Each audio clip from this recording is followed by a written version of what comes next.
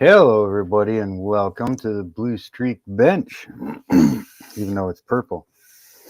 How is everybody today? I can't even read the comments from this far away. Hey, David, Michael. I think I saw a couple other names in there. Let me see here. We got Andrew. Yeah, we did have Mike, it looks like. Welcome, anyways. Thank you, everybody, for coming. Please hit that like on the way in or the way out. How's everybody doing today? Horton, welcome. Yeah, I'm going to see about putting you guys over here so I can see you better. But I want to go like this and this so I can still kind of see my PDF.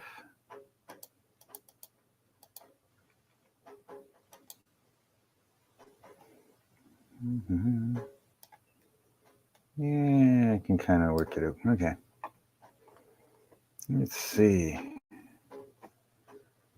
Oh, doing that makes the chat really big, but the picture really small. Well then, just go like this.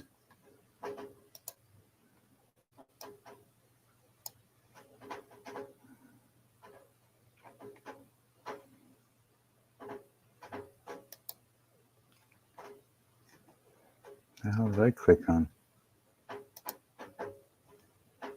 There we go.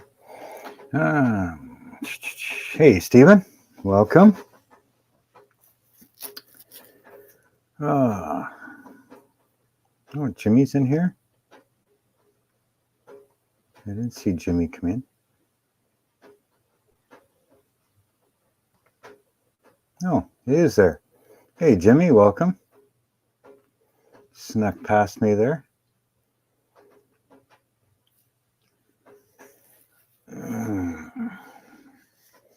How's everybody doing tonight?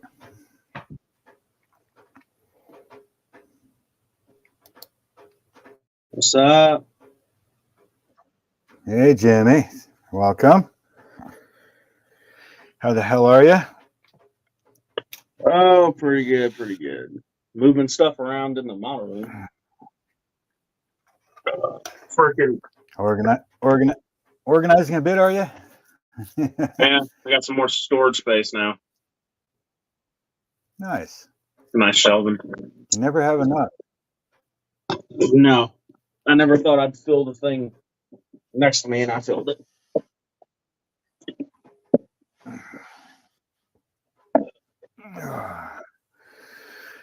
Of course, it's going to rain. It seems to rain every Wednesday.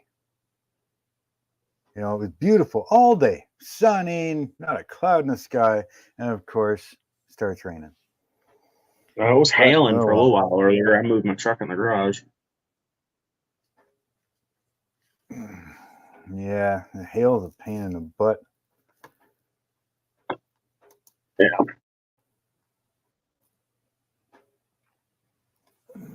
What's this thing at here? I moved it in there, texting my mom and dad. No point of all three of our vehicles having hail damage.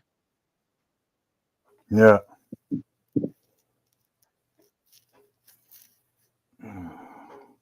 Oh, lots of room if anybody wants to jump in. Repost that. Yeah, he'll get tired of talking to me pretty quick. Who? You. Sure. Do you like Fords? No. Good. Build me. We're good to go then. There we go. This one I'm building looks pretty damn good. Oh, yeah. The 90s body trucks are the only ones that get a little pass. Otherwise, yeah, I like the one I like the year that my Uncle Raymond had. He had his was what, 77? I think it was. Oh, dent side.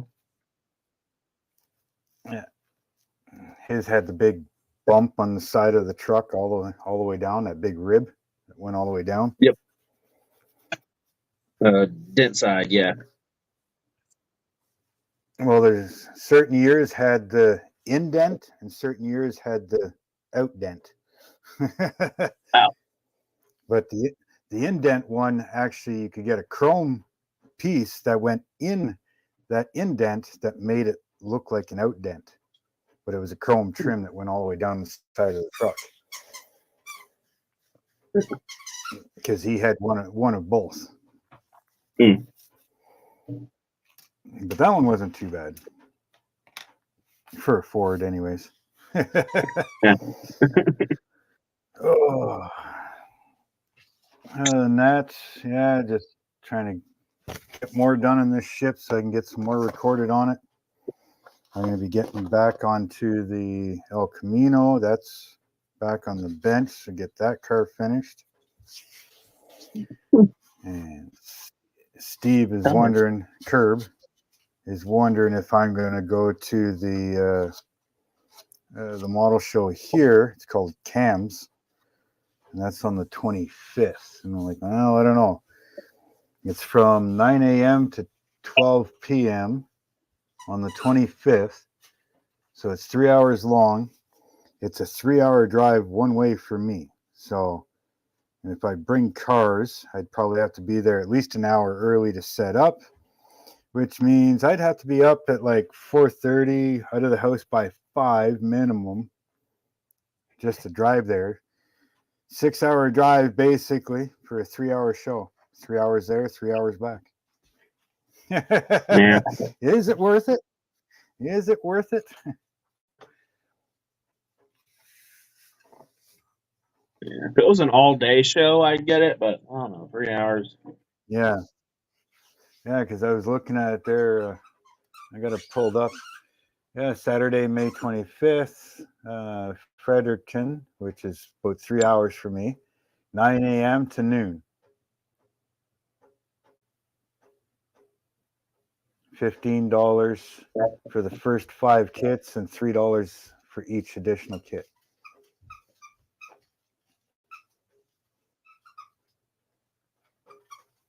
I mean, it's probably a pretty good show, but, you know, a 3-hour show and a 6-hour drive, basically. 3 hours there, 3 hours back. I don't know.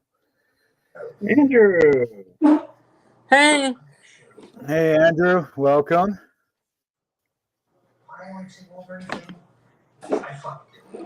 How you doing, buddy? Good. Feeling better? Yeah. No, That's good.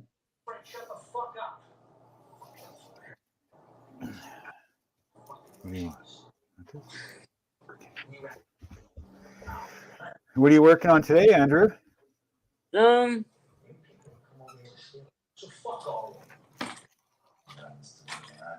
Still working on the Star Wars TIE Fighter? No. Not finished yet. X-Wing.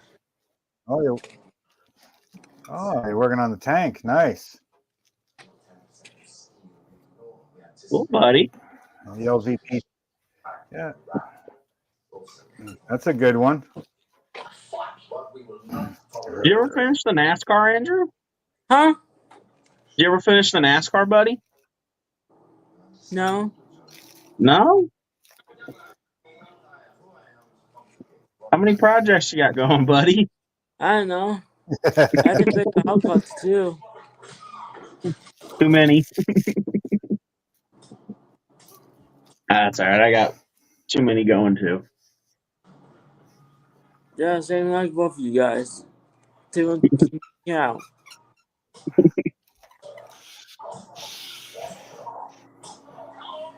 Oh, time to Is my stain. name Joe Do some more Exotic? staining. Huh? Oh my god! What the? Was that Bob last night? Huh? What? I'm trying to figure out why my name is Joe Exotic on here. I have no idea. I saw that and I'm like, who the hell's Joe Exotic? And then you popped on. I'm like, no. Oh, Joe I got- Exotic's I the got- One of those tiger. guys. Hi, Joey Sonic. Did you say you That enjoyed sounds so Sonic? cool.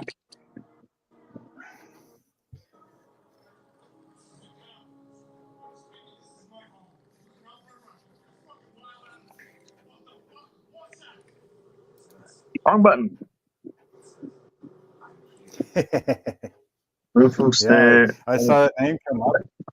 Saw the name come up, and I'm like, "Who the hell is that?" I haven't seen him in the chat, and then your face Who's popped Joey up. And I'm like, Sonic? "Oh, Joe Exotic is the Tiger change." King. Andrew.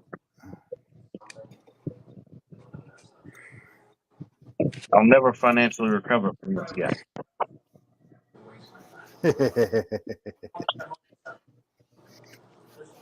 That was probably one of the other guys that changed it for you.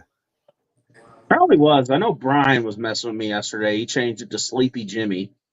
And Sleepy then Jimmy. Bob changed it to My Fingers Are Too Fat.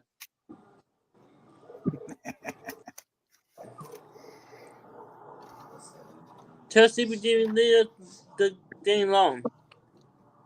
Hey, buddy. I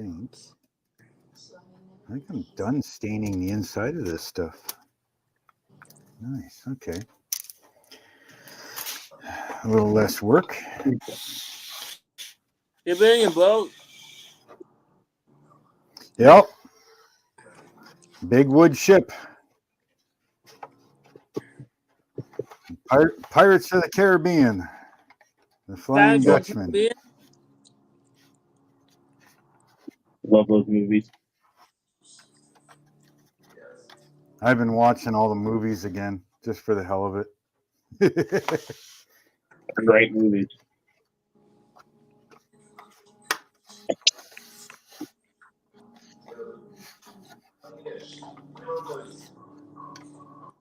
It's a lot of work building these things.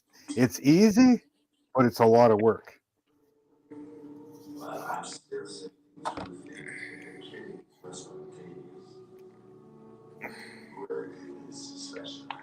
They look fun, but I don't know if I've got that much damn patience.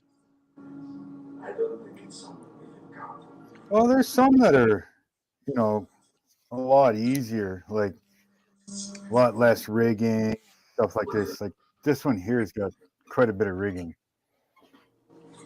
But I mean, you can get some that have only one mast or whatever. So there's only a couple sails, a little bit of rigging. You can actually get like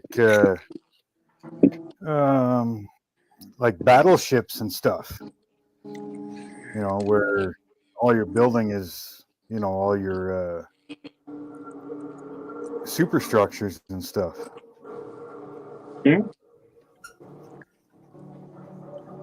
And there's no rigging at all.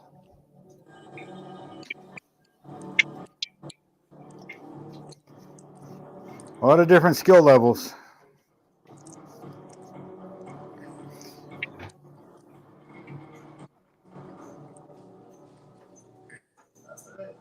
As I said, I mean, if you're any good at doing any type of woodworking, I mean, it's actually quite easy to build them. It's just, it takes time, takes some patience.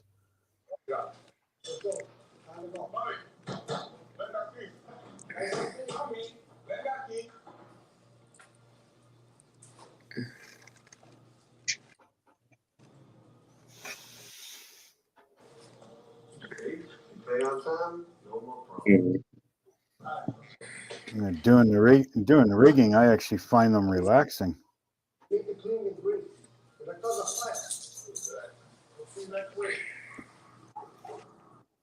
What are you building, Jimmy? What are you building? But am I building? Well, I'm doing some mock up on a Roadrunner. But let me get this pulled up here. Left one titty. The roll pan on the back of it. Well, the best I could roll pan. Interior. Bob gave Nice me the color. idea for the interior. Thank you. The light gray.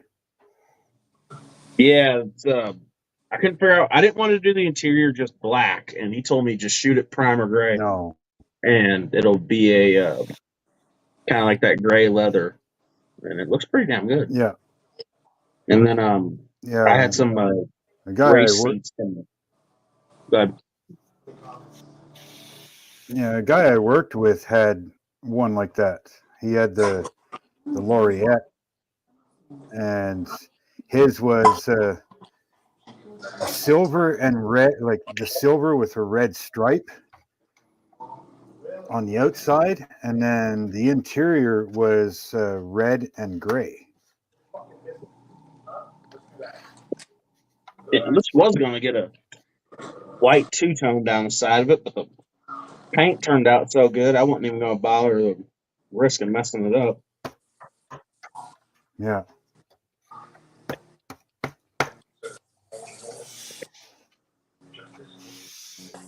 Once the wheels are on it, though, to really make the truck. That looks really these big old rims.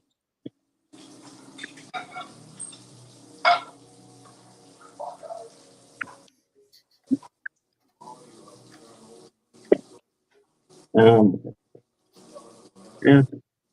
And now I'm looking at maybe tubbing out a 70 plus rotary. Mm-hmm.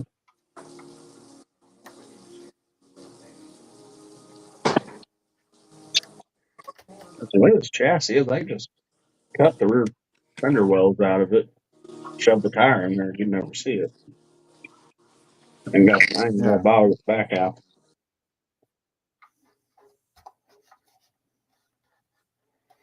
I don't have any elastics big enough. One thing I gotta get is some big elastics. Let's see if these will stay. I need bigger tires. Bigger set of tubs. Ooh, I do.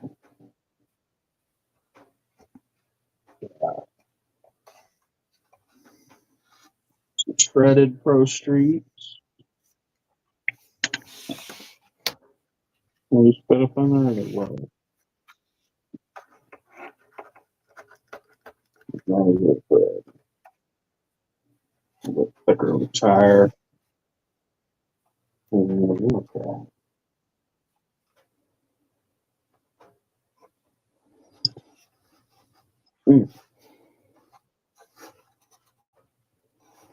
Ooh, these are like them stretch. These are some tires off some stretch drag. We lost Andrew. Oh, I don't have any rims that fit these big ass tires though.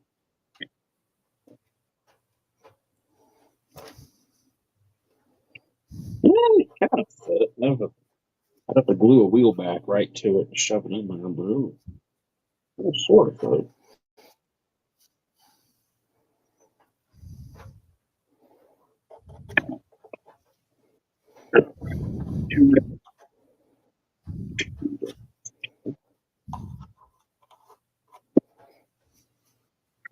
How much am I not these tires? Not too much. These ones I'd have to cut a lot more. These are some big old fat. Big fat. Yeah, get the top dry.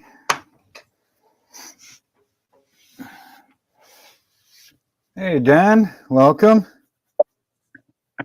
Let's see. Let me move here. Yeah, one, two.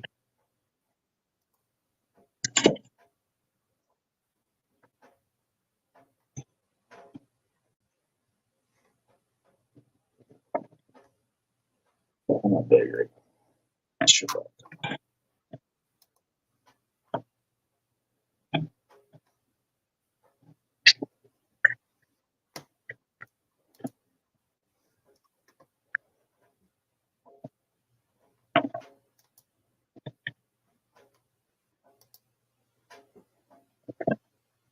Running down, we're going a little bit more.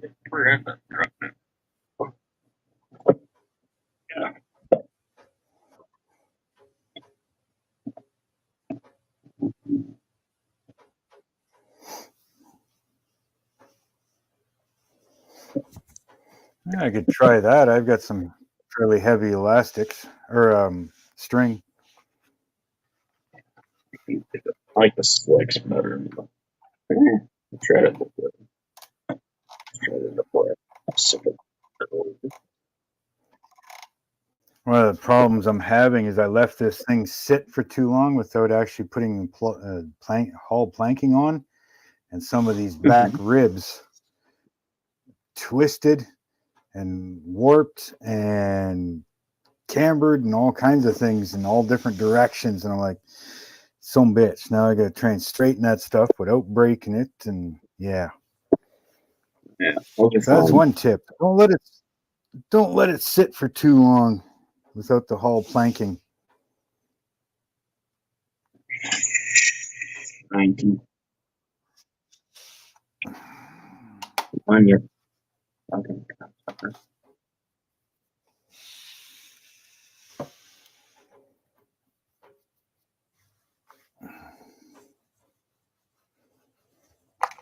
Well, it doesn't look too bad so far. I got to cut a hole on this side. And then try to put in a piece that I forgot to put in. Should be interestingly fun. Yeah. All right. So, definitely going to tub this 70 rotary. What motor should I put in it? Let me look through the motors. Hey, Britta. Welcome. I don't think I have too many modes on. Beats a Viper. Should have a Viper motor in this damn thing. That's always a good choice. I got two of them. I got a printed one and one K&D sent me. And that's out of the monogram Viper kit. Yeah. I like that one too. I like that. Valve cover, so get a little bit better in these printed ones. Printed ones look a little weird. Still trying to find everything from being packed up on this side. Scissors, knife blades, all that would help right now. Oh yeah. It's always when you need it is when you can't find it. Well, problem is half of it's still kind of packed, and I haven't completely unpacked everything because I don't have places to put everything yet. You know, I can't find more of these particular blades, and I like them. They say number 11 blade on them, but they're a different shape than all the number 11s that I find. Huh. Both say number 11 on them, but they're two totally different shapes.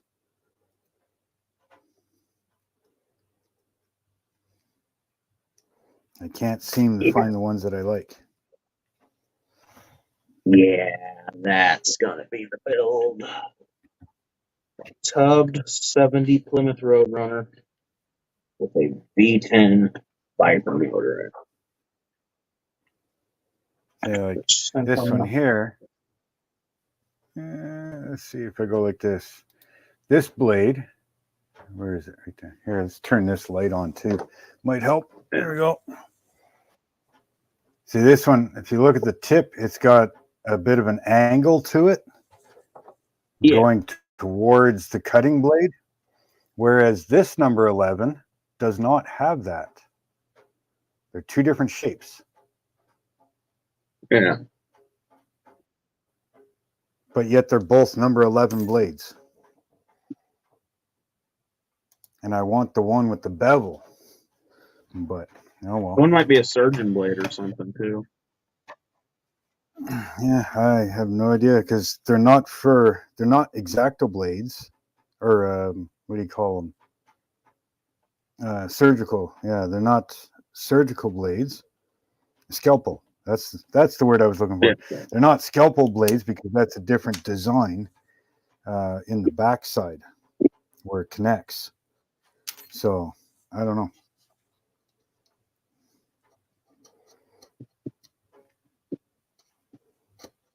And I've checked every other number, like a number 10, a number 9, number 8s, number 12s, and yeah, no, none of them are the right ones.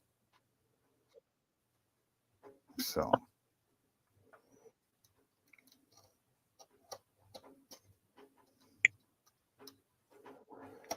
let's see who we got. Oh, Jason, KRD. Oh, Mike's back. Welcome. Boston's here now. KRD Welcome, would be everybody, happy and thank to start any swimming.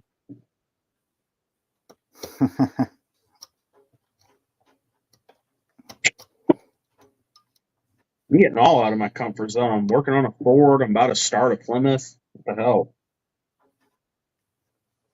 Lose my mind or some shit. Next, you'll be building a tank. You won't go that far. Yeah, I'll put look an at a LS couple of them. motor in it. Now you're speaking.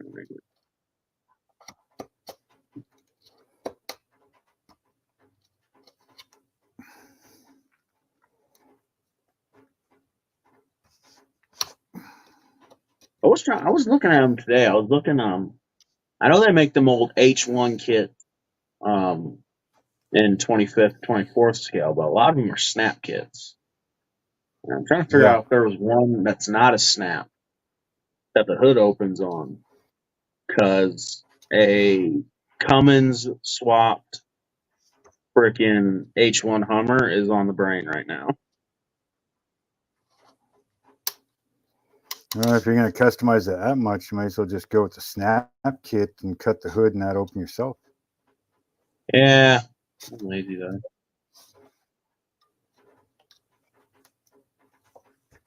It might be the easiest thing to do. Yeah.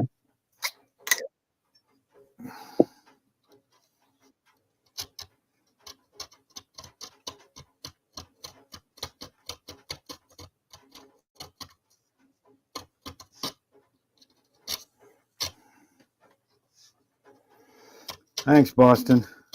Slowly coming along.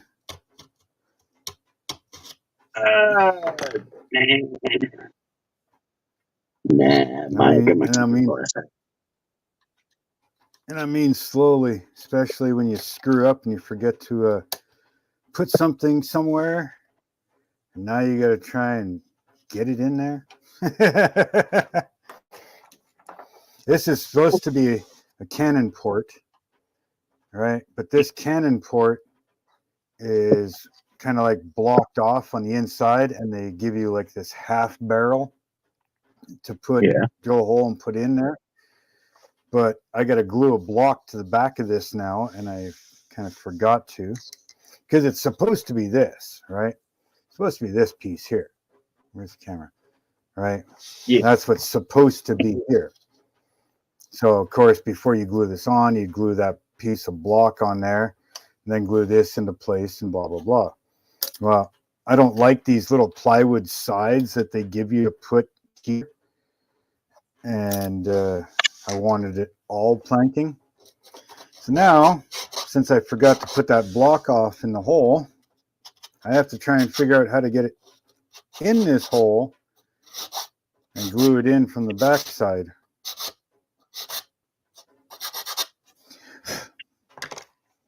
That could be interesting.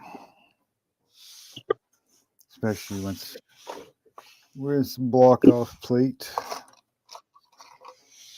Or did I cut it out yet? Maybe I didn't cut it out. Oh, there it is. You know what, Jason and Mike? How about I shove this in the Plymouth?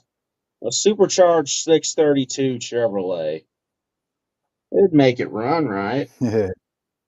It'd go fast, and not only it would go fast in more than just a straight line.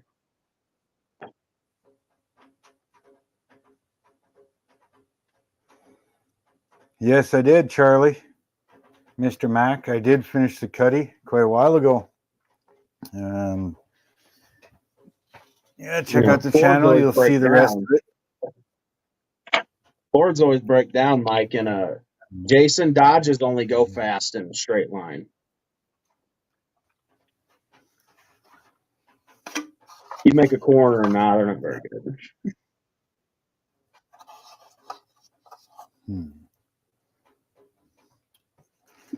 This. If I take this, put that on there, and take this. Aha! I win. Jason, I do have NOS bottles. Oh, I think the back seat is actually separating this kid. It's not, but I could cut it out. Instead of a back seat, just have a couple NOS bottles.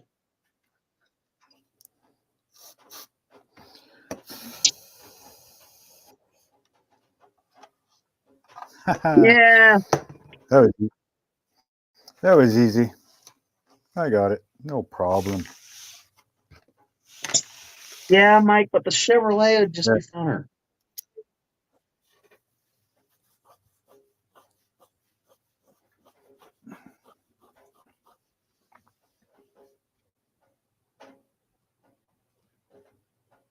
I'm fucking around. I'll probably end up putting the Viper in it. I had you outside like 10 minutes before this started, so you can go lay down.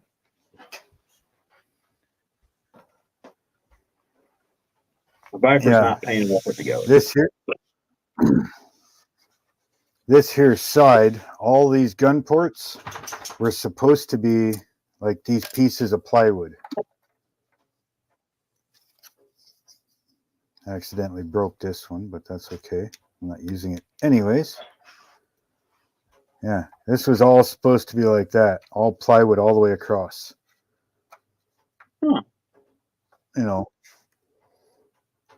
and I'm like, which looks better, that or that? Got on there now looks more correct. Well, yeah, I don't know why they did. I don't know why they would have done that plywood. I mean, the real ship wouldn't have been like that. So, good enough. So now I can continue planking upwards. Because I got to plank all of this. This is all going to get filled in all the way up, all the way to the top of the back piece on both sides now. That'd be the easy part.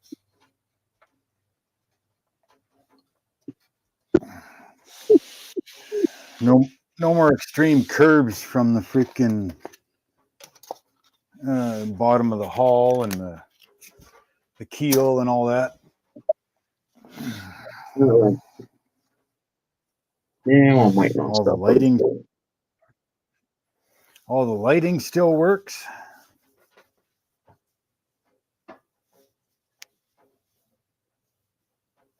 How's that little lights that go in on that thing? Yeah, this one's got a lighting kit. I mean, I changed the lighting kit because the ones that they give are just a steady on LED. Mm-hmm. But these ones I put flickering ones in and made it look way better than they wanted me to do it.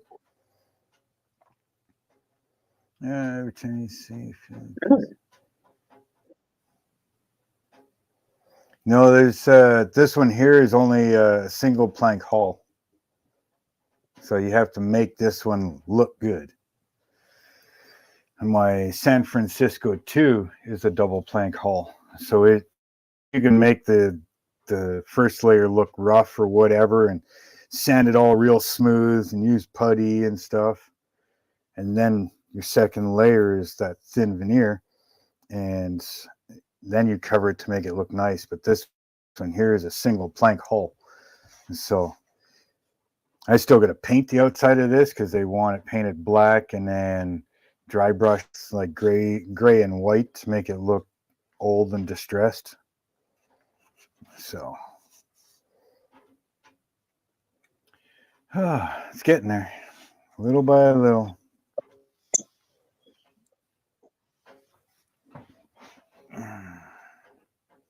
Mm. Daddy tender. Anybody's welcome to join.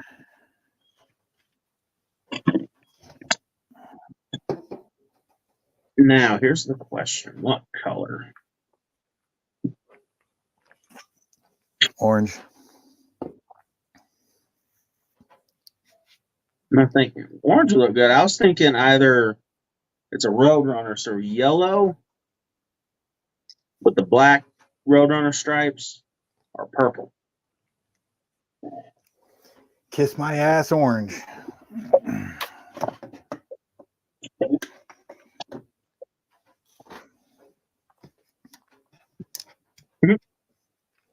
Or as my dad calls it, I could do go fuck yourself red. Yep. I don't know how many other people do this. Like when you go to throw your blades out, right? Mhm. You know, you don't want to throw them in a garbage can or whatever because you go to grab the garbage bag or whatever, it cuts it open. But if you can get a hold of some of these little sauce cups with the lids, just make a little slit in it, shove it in there. Now they're all contained inside the lid or inside the container. Then when it's full, throw that in the garbage. It just keeps your your garbage men, and that safe. You don't grab a garbage bag and a blade sticking out of it somewhere, or even yourself, right? Yeah.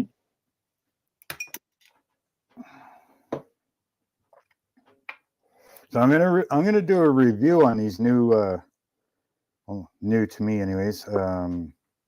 CA glues, right? Because I've been using these BSIs for quite a while, right?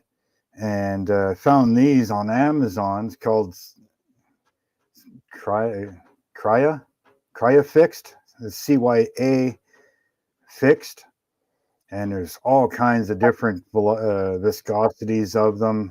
There's even specific types for woods, plastics, and metals, things like that. So, but I was going to buy a BSI 2-ounce from Sunward Hobbies. It would have costed me, with the shipping and tax, would have costed me $31 to get a BSI bottle the same as this, same size as this, right? So a 2-ounce. I bought 4 2-ounce bottles for $41 instead of one at $34. Yeah.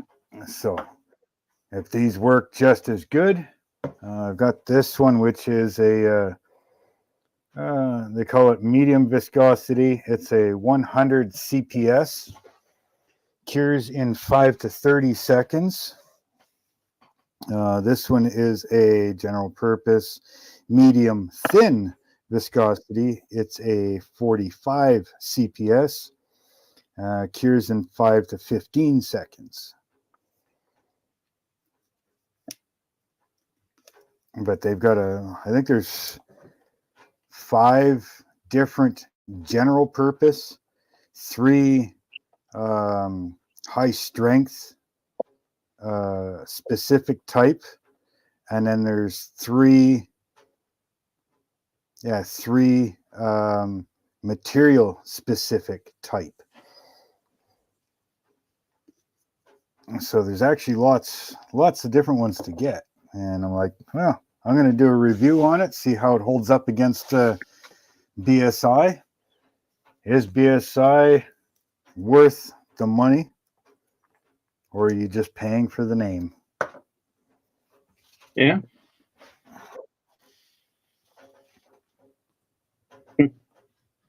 Yeah, that works too, Ted. Putting your blades in a soda can. Yeah, that's what I use. I always got a bunch of them around me anyway. See, for me, like the wife works at the grocery store in the HMR section, like in the where they make all the sandwiches and subs and all that stuff, and all the the fried chicken and potato wedges. So I can get all kinds of these little sauce cups, the 2-ounce sauce cups. I use them for everything. I mean, I've got water sitting here. I use them for stain, collecting sawdust for glue and filling and stuff. When I have to do filling a gap, collect sawdust and stuff. Yeah, and we get the 1 ounce ones as well. They're good for like paint mixing and all kinds of stuff. I think they stopped using the 1 ounce cups, and she brought me home a box of them, a box. Each sleeve with 1,000 cups, and there was 32 sleeves. I've got paint mixing cups probably the rest of my life. There you go, man. There you go, KRD. Shove these up under that Roadrunner. Oh, those are nice. Here, let me make that bigger. I'd paint them black. Ooh. I'm not into the chrome, but black, they'd look really good. That there, just the way it is, would look good on a 71 Challenger or 71 Cuda. Black, a black Cuda. I do have a 70 Challenger. Yeah, 70, 71, that body style. Challenger or Cuda. But it has to be black to go with that chrome and black rim.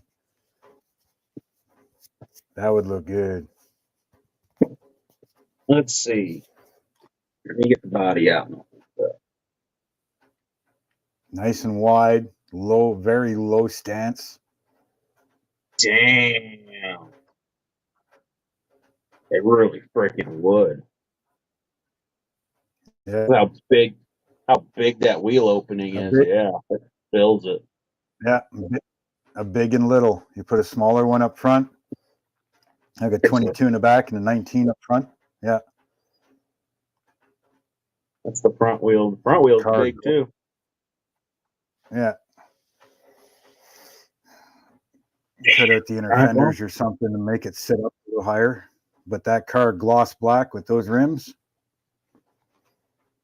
or even a charcoal, like a deep charcoal, pewter color. I got you thinking now, don't I? Yeah. Roadrunner's going to get put back over here for a second. Yeah, you put that like a real dark charcoal cast iron color, metallic color, and then a gloss black engine. Gloss black engine with the Hemi orange valve covers. Put you back in there. I didn't put the chassis back in there. Candy orange valve covers.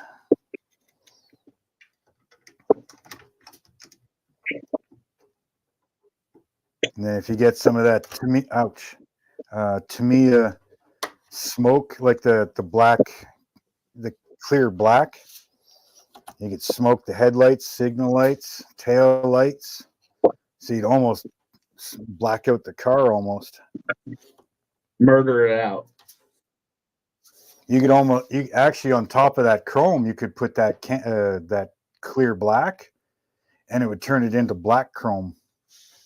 So now you'd have that deep black line in the center and a black chrome rim on a black car with smoked out taillights, headlights, smoked back window. Damn, all right. Well, I know what I'm doing now. Can't that look good? All right, well. There's a reason why I worked in a custom auto body shop. My visions were pretty good at times.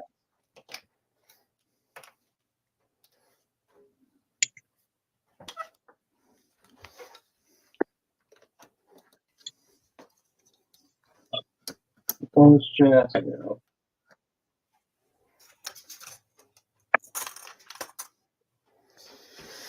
Okay, so I could still put the Viper in this car now too. Good. Yeah. Bright red engine block and black valve covers on the Viper engine. Reverse it. Yeah. So deep down inside that gloss black engine bay, you see that bright red engine block You know, underneath the gloss black valve covers.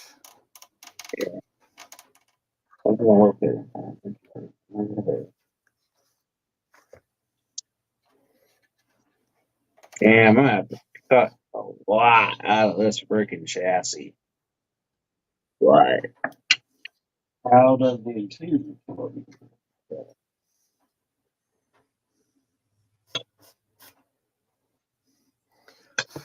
I have to cut the back seat out.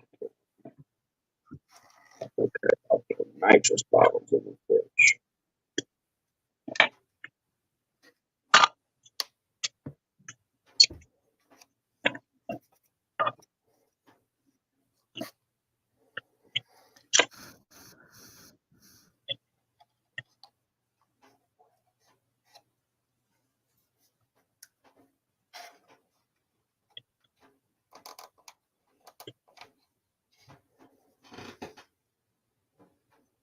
Get in there, you son of a bitch.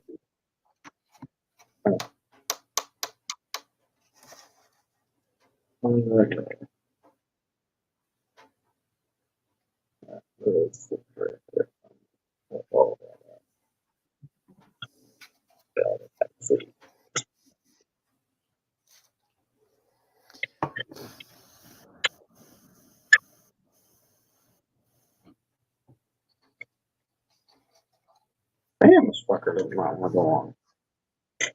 Huh.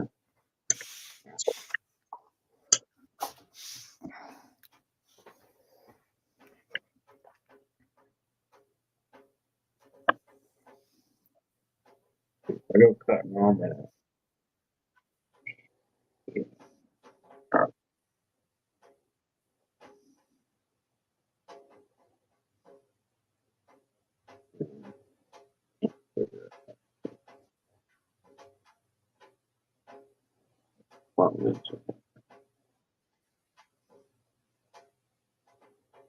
Cut the whole fender well up, which would look good also. All you'd see is tire and motor.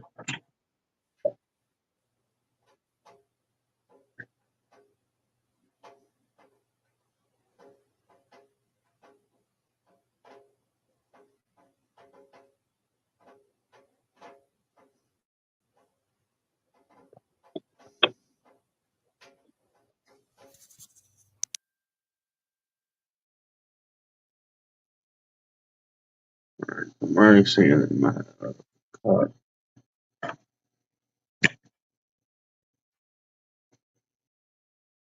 Cut all that out.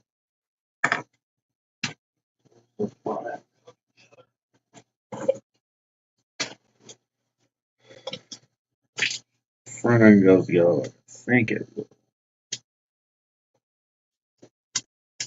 I could just.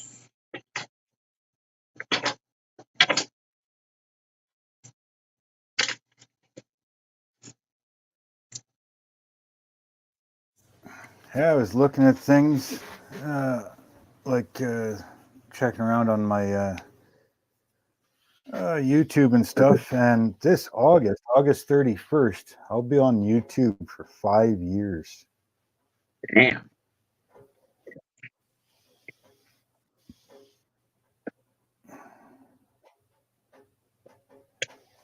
And yeah, I have to pick a different room. Not doing too bad. 2264 subs in 5 years. And at that, I'd say only probably 3.5-ish years, maybe 4 years, because I started out doing other stuff instead of modeling.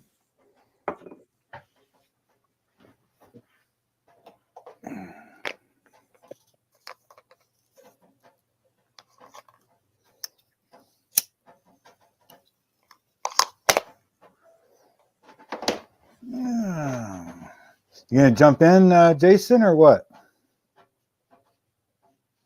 Or Ted? Jason, Anybody's I know you welcome. want to jump in. I'm about to start a Dodge. A pretty badass Dodge, too.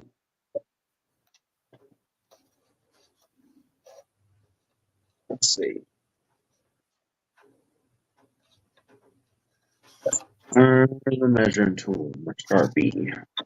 I got the Damn it. The other side the same way. Yeah, the other side's the same way. Okay. Well, so I'll do this one.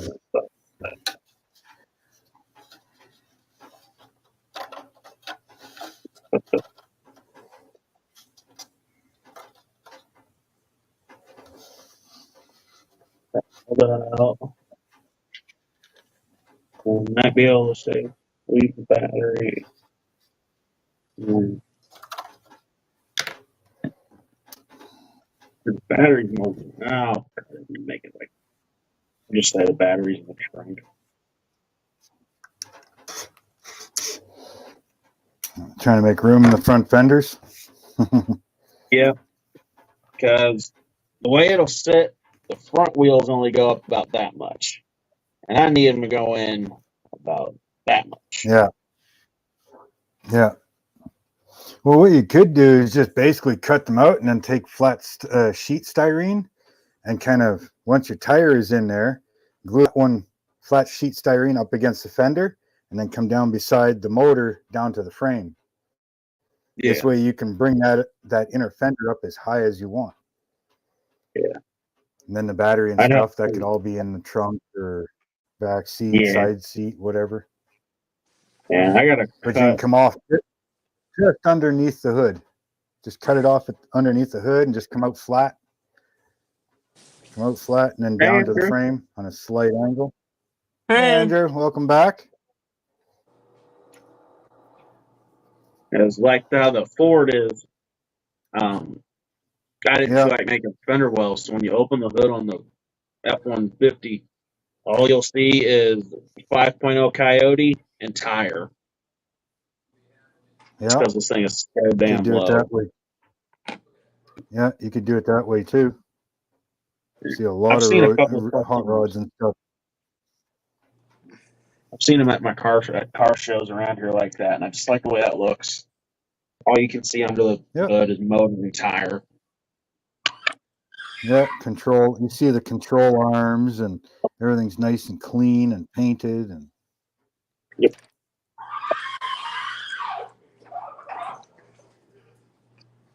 What the hell was that? Who's dying? Damn.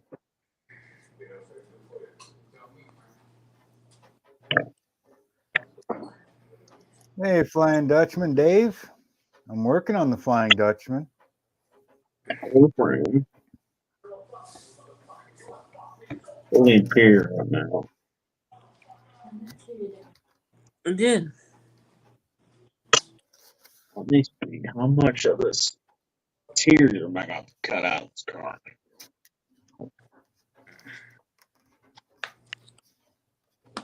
You need to make an edge bending jig.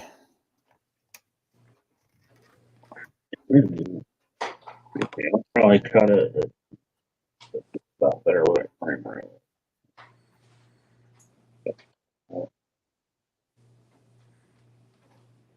I might have to cut this interior.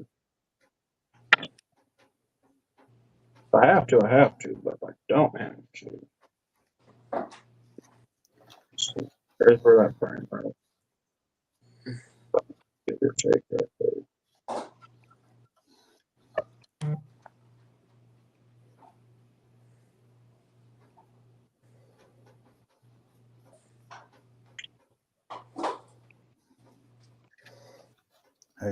I found some build plans for the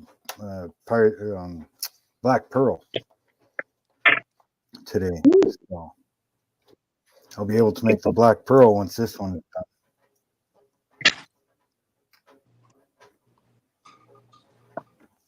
done. Direction?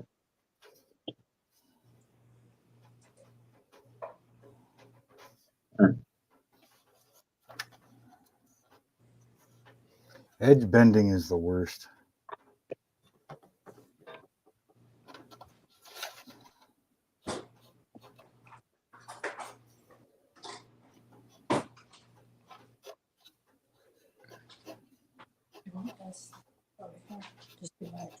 I feel like these big rims would look really good black. Well, if I'm gonna do the car black, it'll look good clean.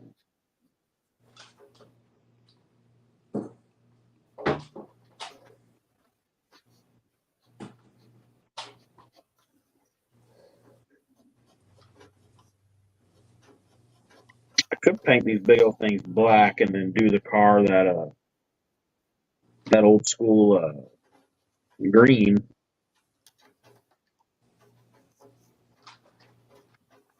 Old green. Yeah. Paint the Viper in aluminum color.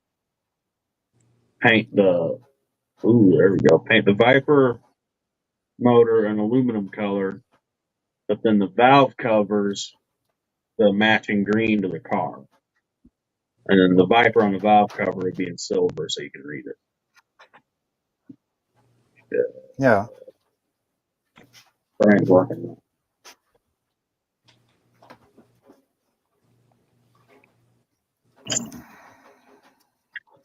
But I don't have any green paint, but I do have black paint. Yeah. Depends if I feel like going to buy paint. Depends if I feel like going to buy shit. Which I probably won't.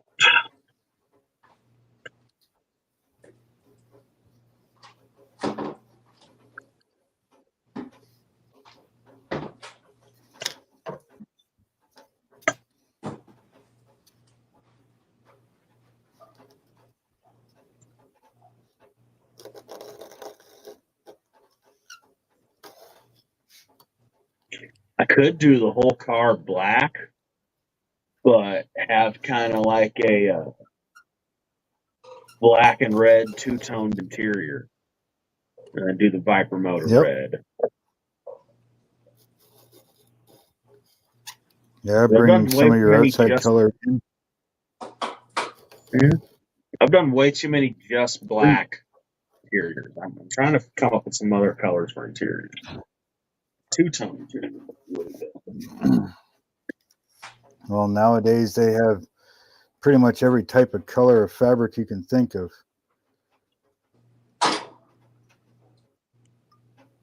We did a 68 El Camino for a guy. His interior was carbon fiber vinyl. The whole interior, like his seats and all that stuff, was all done, and it looked like carbon fiber. Shiny carbon fiber. Yeah, that's pretty cool. Yeah. I didn't know it at the time, but I had gone home and the car was done. We had it at SEMA. And when it came back and stuff, boss says, "Oh, go get your creeper. We got to look under this car." So I looked all over the freaking shop looking for my freaking creeper, and I couldn't find it anywhere.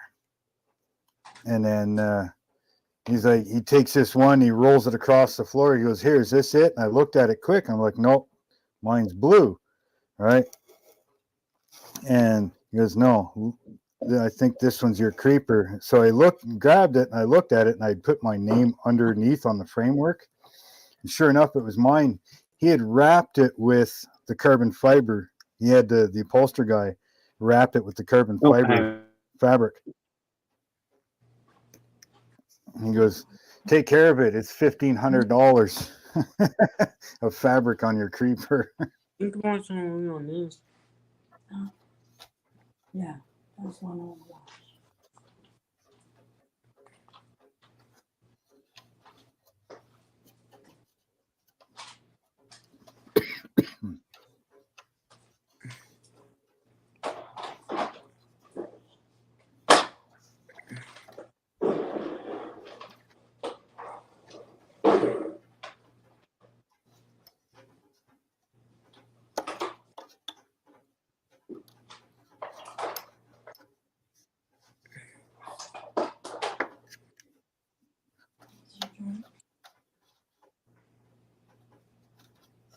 Huh? Yeah. Where's your dad, Andrew? He's working. Working.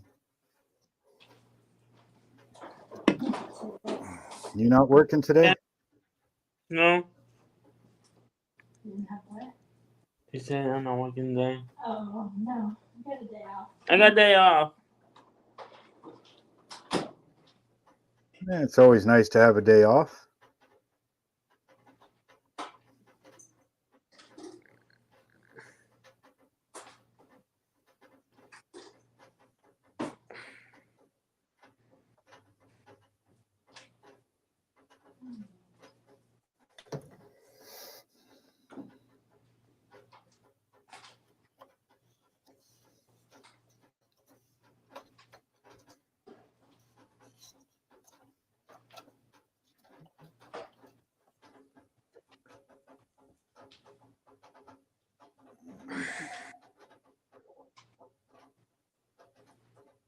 Yeah, I looked that up already, Curb.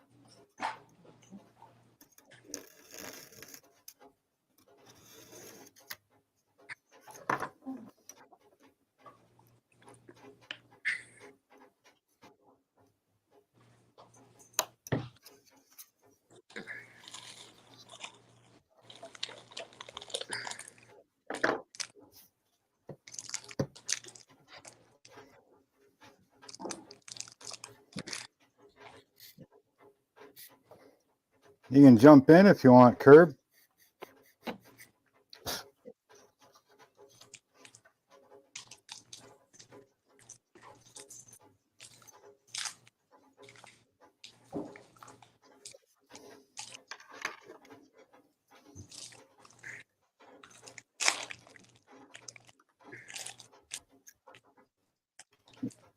I'm back. Our freaking gutters are clogged outside. Yeah. Pouring, of course. So I had to go start that.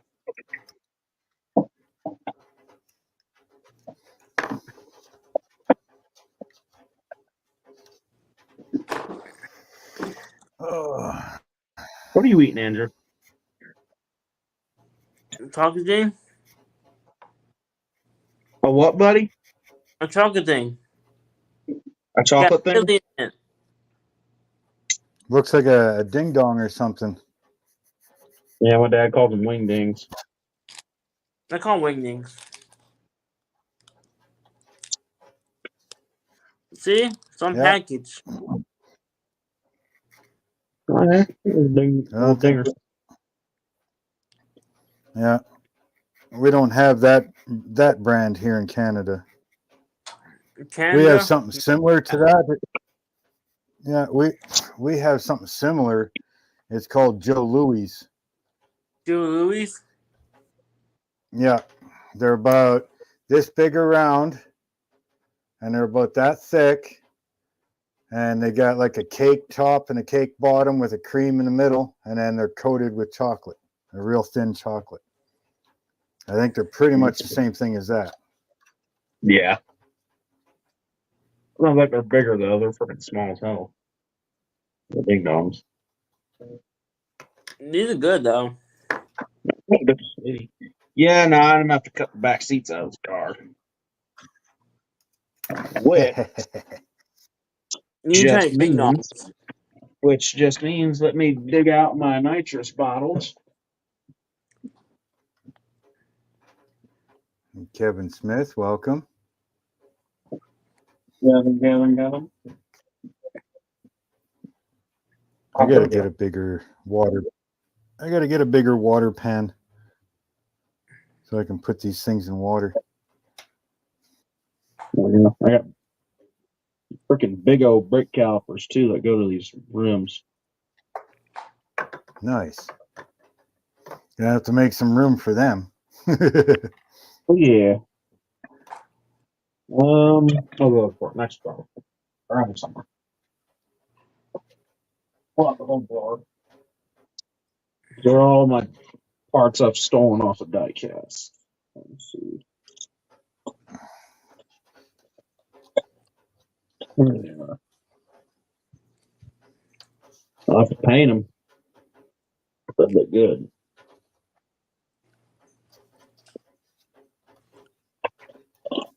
Yeah. Okay. Supper time? No, it's pouring and she's trying to grill. I don't know what the hell she's thinking.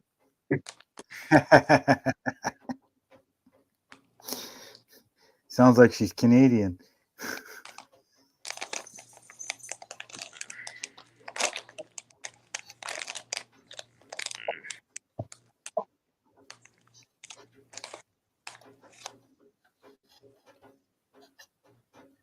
Look, I see little whales.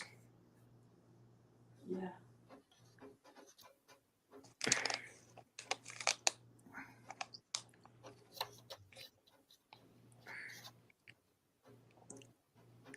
There's chips on here. That's what's that.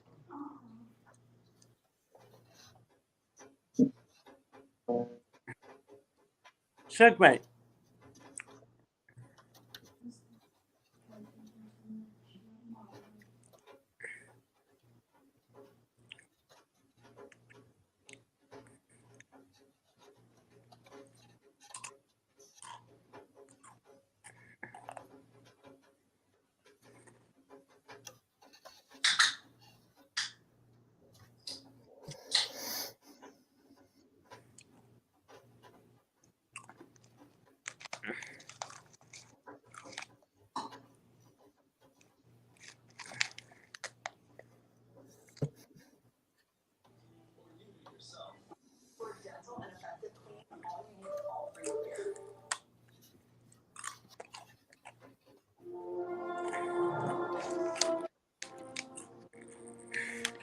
Damn it.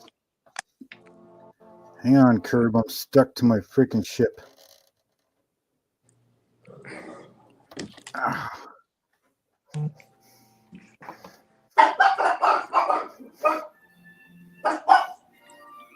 Oh, I was stuck to my ship.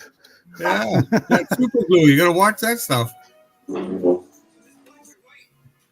stuff, I've never had that problem using the BSI. Holy cripes, this stuff freaking grabs and holds. Ah, that's a good thing. Like it actually, yeah, it cures way faster. Seems to be stronger. I'm going to be Yeah. doing a review on it. This stuff is Cool. Hey, my freaking, man's home. it's good. Yeah, Hey, you really Mr. try to Louis. get the cam show. I won't have my ship done in time. Well, you have something. You'll have something done. Doesn't matter. You just take Yeah, it I up. could have a couple. Oh yeah. I mean, it's like this.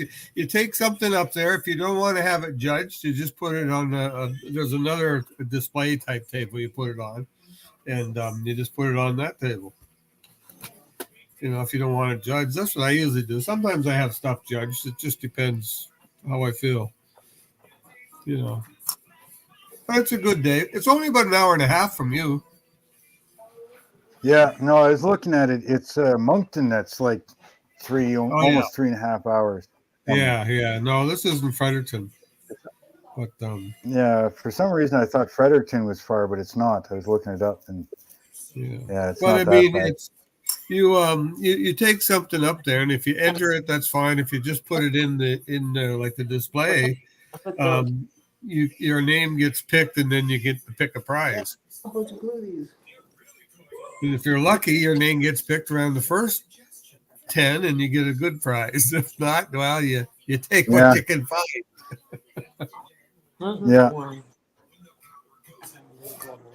Well, I've never It's been to a always- model show before, so Yeah, well, this is a nice little show. It's it's good. It's good to go because you get to meet some people and all that. Yeah. You're not going to take it out. You already put glue on it. It's not coming out. I know sometimes you got to say, well, it's not worth it, but it's worth it just to be able to say, hey, I went last year, you know.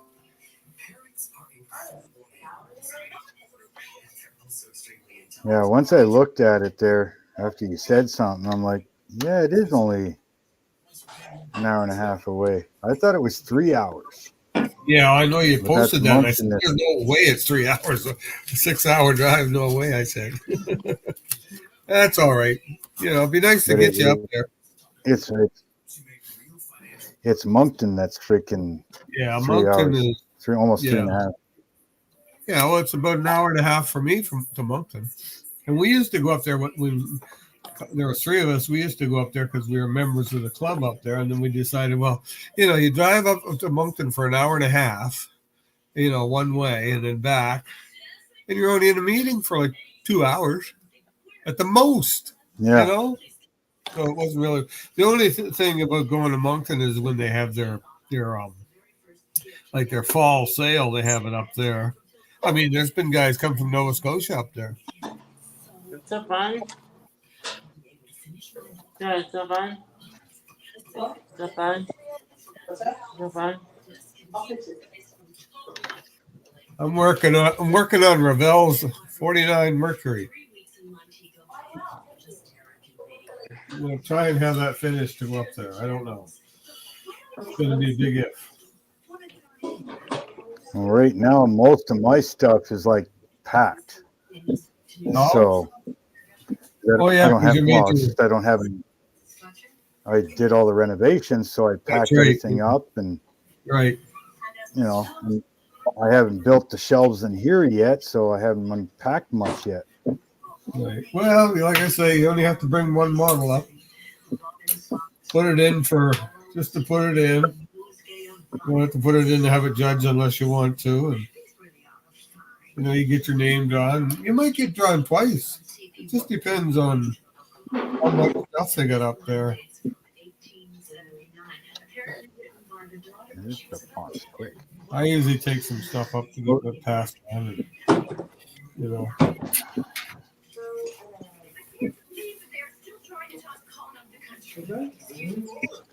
Mom will be home soon. Stop giving me the old puppy dog face.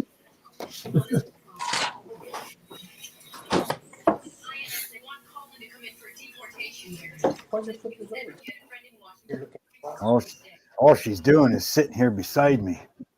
Is that your dog? Yeah, sitting here beside me, staring. What do you want?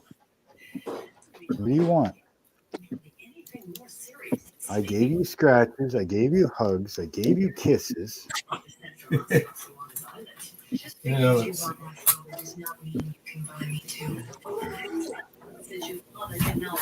You just want Mom. You know it's time for Mom to come home. She should be home probably in the next 5 minutes.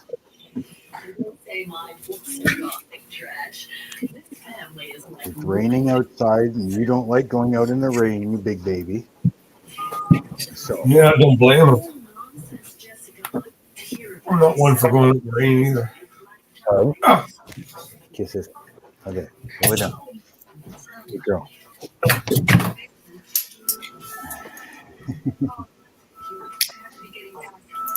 Oh my God.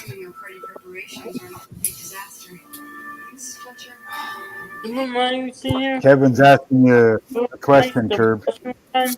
What's that? Mushroom. That's how you make it. I don't know. Except for you, Sabella's the only professional novelist I've met.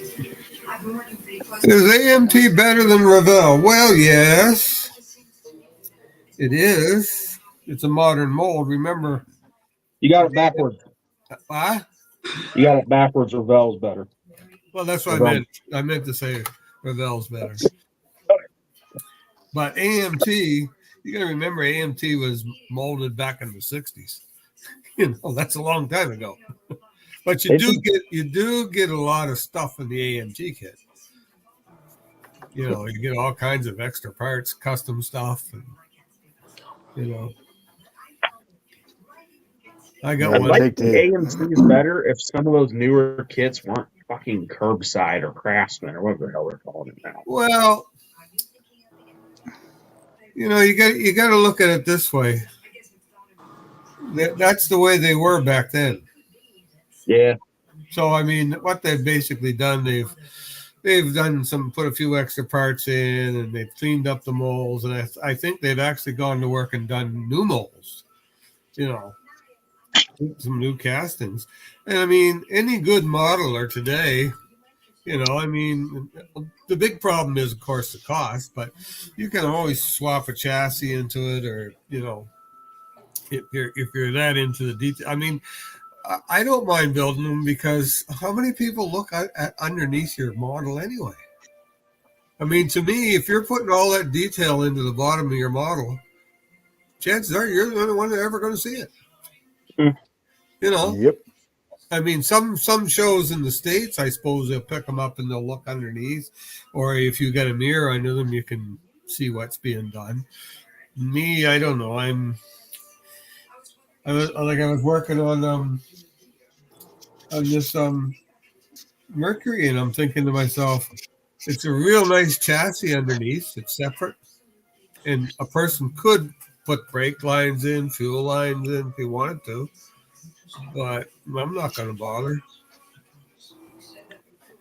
Now, as far as the engine goes, yeah, I'll probably detail the engine compartment and the interior.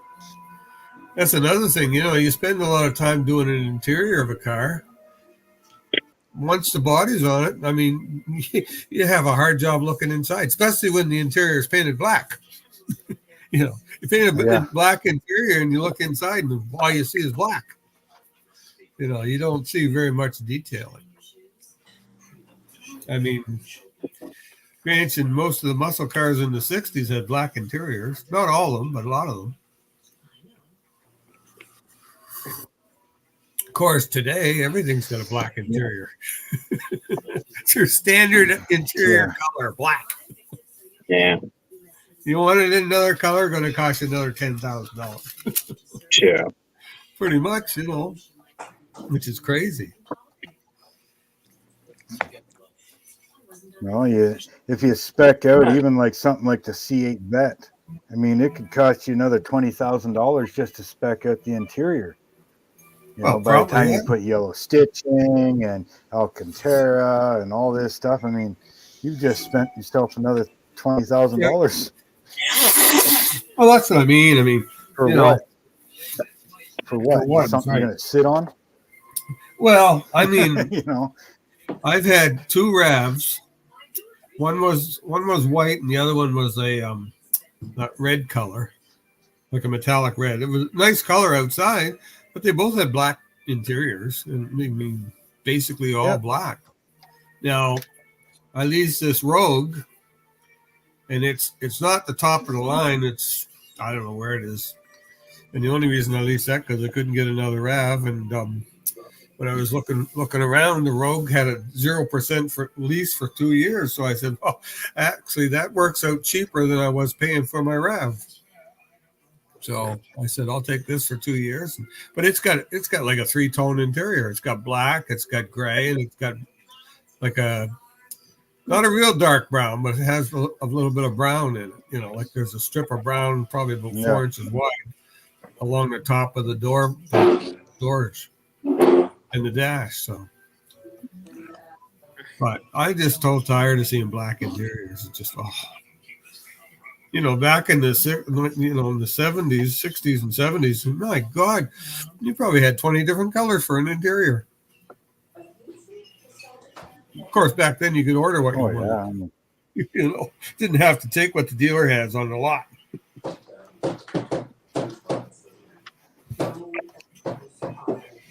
Well, that's the thing. I mean, back then they had like these plaid inserts or the striped inserts, or you had so many different options, and that was just a standard everyday option.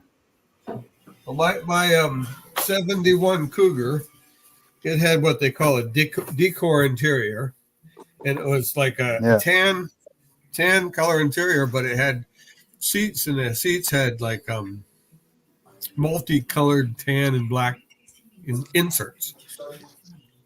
And I've been looking to find a picture of one on the internet because I want to make a model of the one I had, and I said, "Geez, I can't find that. I can find pictures, but I can't find something like a pattern, like you can take off the internet and reduce it down." Which All right. is unfortunate because that's what I like to find. But All I right. haven't found one yet. Prop up a 70 Charger. What's that? What are you doing? What are you doing, Jimmy? So let's chop this interior up on this Charger. I'm Oh, committed now. I gotta cut the back seat out to get these big old tires to fit up under it, oh yes. which Yeah, just I means have. I can put 2 nitrous bottles in there. Yeah, I But got nitrous running to a freaking, I just broke that, running to a Viper V10 will be in. Crazy.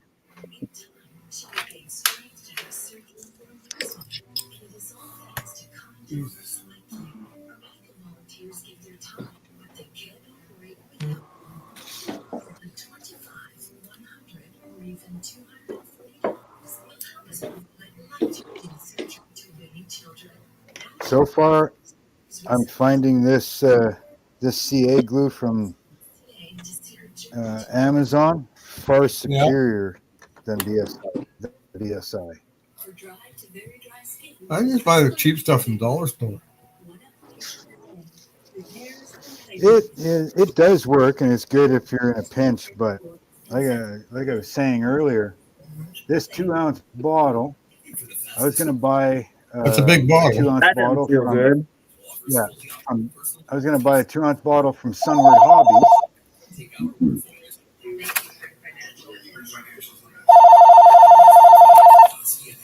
I just had a chunk of plastic going by. That's all nice. Where's your safety glasses? Hell if I know.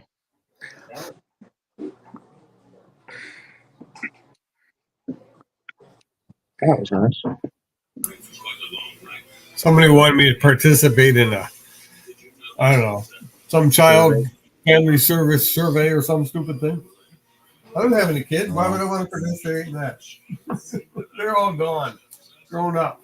Yeah. No longer live here. But no, what I was saying was this 2-ounce bottle, I was going to buy a BSI from Sunward Hobbies. And by the time I paid for the glue and the shipping and the taxes, it would have costed me right around $34 for one. Oh my God. Yeah, right? that's a. I got 4 2-ounce bottles, 2 different types, because it came as 2 doubles. So it was 4 ounces each, but 2 2-ounce bottles. So I got 4 of them for $41. Oh, geez. So like this one here, this is the medium viscosity. There was 2 2-ounce bottles. It was like 17 something for the set. And then I got the medium thin viscosity, and that came as a 2-bottle set. So 4 ounces total. And again, 17 something. And right now it's biting sooner, curing faster, holding stronger than BSI. Yeah, it sounds like it's worth it. I'm liking it way better. And I mean, of course, for the price, you can't complain about the price. Well, yeah, you can't compare it to something at the price. I don't imagine there's anything around you can compare it to.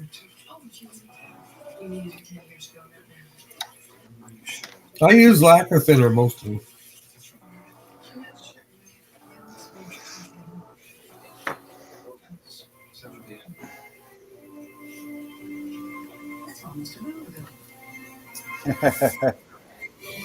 Yeah, I think my what the hell did he have? My Uncle Raymond had some sort of Ford Montego or something like that. Yeah. And it had some butt ugly color in there for seating or for the fabric. Yes.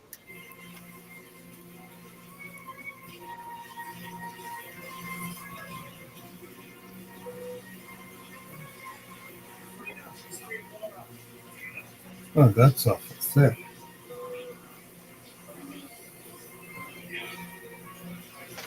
Oh, Well, let's see. I'll find something.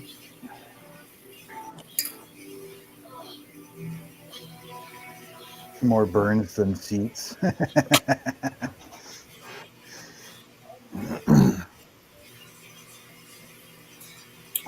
Even the 80s had some pretty good colors and stuff in the fabrics. Oh yeah. Dad had one of those. It was an 82 or something like that.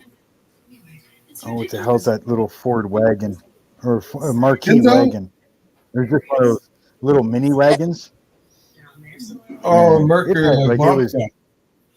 A Bobcat like a Pinto. it was a oh yeah, it's kind of like that. It's a Ford Mercury marquee wagon. It was just a mini wagon in a sense, eh? Right. And even that thing, it was like a light goldy tan base Yeah. color, and then it had the Yeah. fake wood grain down the side. Oh yeah. But it had like a tan and brown interior, but it was a two-tone interior, so even then they had, at least color choices. Well, yeah, that's right. I mean, Now it's black. You get some of the little higher end vehicles that have some color to them, but I mean, it's basically black or real dark gray. yeah, you can get some nice tan ones and that, but the problem is you got to buy a high end one. You Yeah. can't buy the lowest one and expect to get a nice color. It just ain't gonna happen. That's Oh, how they get you. even GM. I mean, you go and get yourself a Yukon Denali or something like that. It's Right. still like charcoal gray or black leather, but it's still Right. those colors. Yeah. Right. It's still nothing overly extravagant, other than being that it's leather. I say they must be getting a hell of a good deal on that black material. Because I mean, everybody uses it. Yep. It doesn't matter what manufacturer it is. That's your base color is black interiors. Which is And I watched that guy. He's in Saskatchewan. He cleans cars. Detail geek. Okay. And he says it all the time. The carpet in the new cars are such a pain in the butt to clean. There's nothing like the old carpet that, Yeah. they're just a higher quality in the older vehicles and everything. Yeah, that doesn't surprise me. But I mean, I he can believe knows that. because, he's the one working on them all the time. Right. Yeah. The quality of the fabric of the seats, the quality of the carpet. It's just Well, every garbage. manufacturer is trying to cut corners, trying to save money. Yeah. So they're using the cheapest materials they can use, probably within a standard. They probably got a little bit of a standard that they have to use, but what they're using is the lower end stuff. I mean, you take a car today. I mean, you can't. I don't even think you get a new car with standard windows. Same as air conditioning. I don't think there's a car made today without air conditioning, unless it's made from I don't know what. They all get air conditioning. They all get power windows. Not all of them. My 03 has crank windows. Your what? My 2003 is crank windows. Yeah. Yeah, 2003. Yeah, but not new. Me, it's new. The in-laws, they brought their vehicle in to the dealership, the Ford dealership, and they got the loaner for the day or whatever, Right. and it was absolute bare bones. It was crank windows. It was like a 2021 or something, 2022. Yeah. And it was like as bare bones as possible. Right. I'm like, really?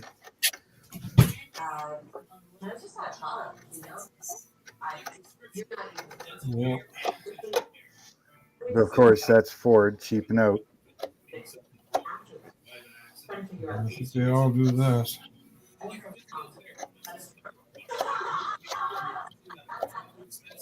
And you had to bring it back. They give it to you full, and you had to bring it back to them full. Oh yeah. Well, that's the same in And I'm Lisa like, car. really? Yeah. We Well, get Lisa well. car. That's Yeah. different though. But I mean, here this is a loaner, and we're spending how much in your shop on Ford parts, Ford labor, blah blah blah, and you're worried about $30 of gas. That's why I lease. I don't worry about that shit.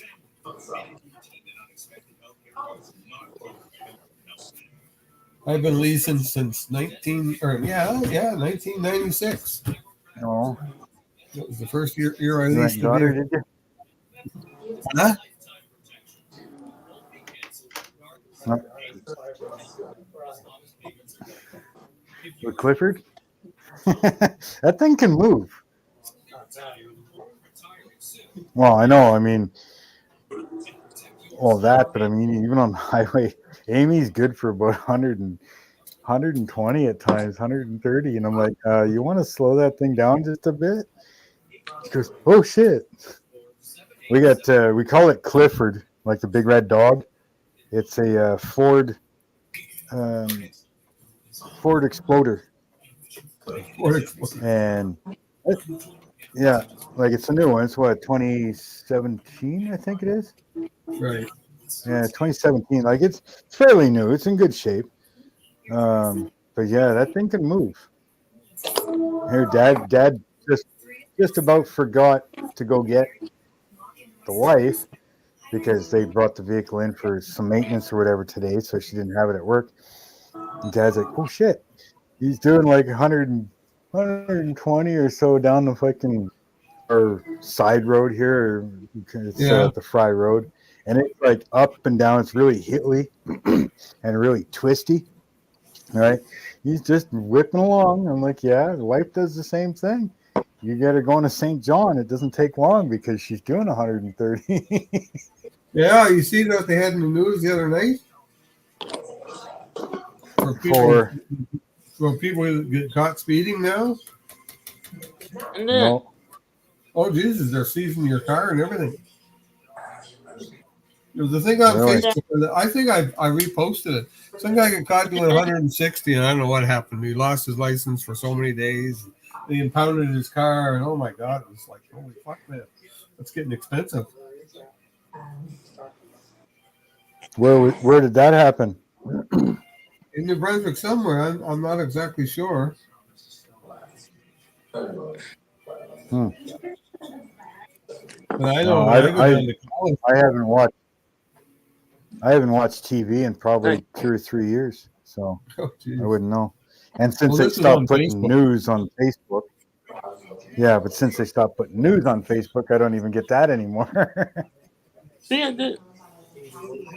No, I'm done now. I'm done now. Yeah. And see, here in New Brunswick, the way the roads are so windy and up and down and everything. I mean, going that fast at times is insane. I mean, I can see it like Saskatchewan or Alberta, where you can start at Manitoba and see Alberta and make it there in 6 hours. Yeah. 6 hours to cross Saskatchewan. Boom, done. Well, I know I've got a lead foot, so I've been told several times by the wife, "You better slow down. You're going to get caught." And I said, "Yeah, I know. You're going to get me one of these days." And I don't really like that idea. I saw it myself on the way out here last night. I don't believe that she'd seen Actually, I think I'm heading to her. I usually take Really? Field side. Anyway, I just Bet you that guy's having a bad day. And that's at the golf course? Yeah, right near the golf. Yeah. some dad says they saw a cop car sitting in this like kind of a golf course field kind of thing. It's not quite the golf course, but it's kind of at the golf course. And they couldn't see anything, but they get just past the cop car. And dad says there was a car, must have been out in the field, but he hit dead on into a tree coming towards the road. Geez. So he was in the field and he hit a tree coming out. Yeah, at the road. He was just lost everything. My internet's going in and out here. Why? You guys all circled out here real quick. But yeah, he hit a tree right at the road. So I don't know if he was running from the cops or if he was just screwing around or what. Hard to say. He could be running from the cops. Never know.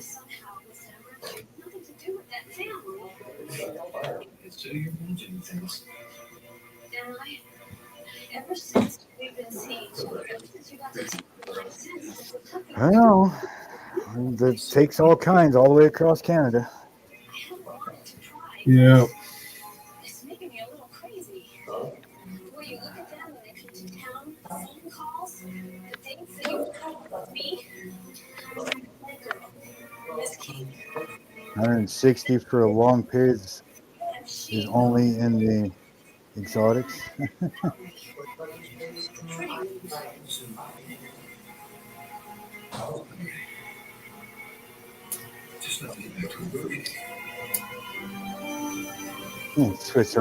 Swiss Army taking the knives out of the Swiss Army knives. Why would you take mine? If I remember correctly, Marion's coat was this pale cream one. Was that Marion King's coat? Yes, it is. Yeah. 160 nowadays is pretty much no problem from a lot of Please coats. no. It's not just for the exotics anymore. No, hell no. That freaking Rogue I got is a 3-cylinder turbo.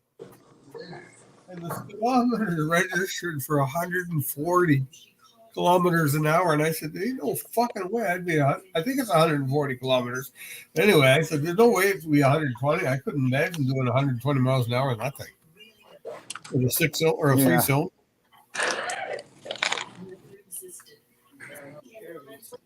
I mean, it goes nice, and you know that's the thing. That's one thing I can say about new vehicles. They handle so nice.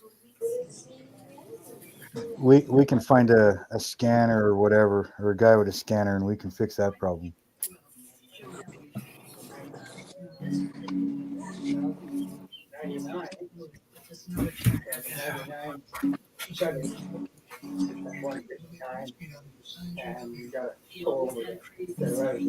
Yeah.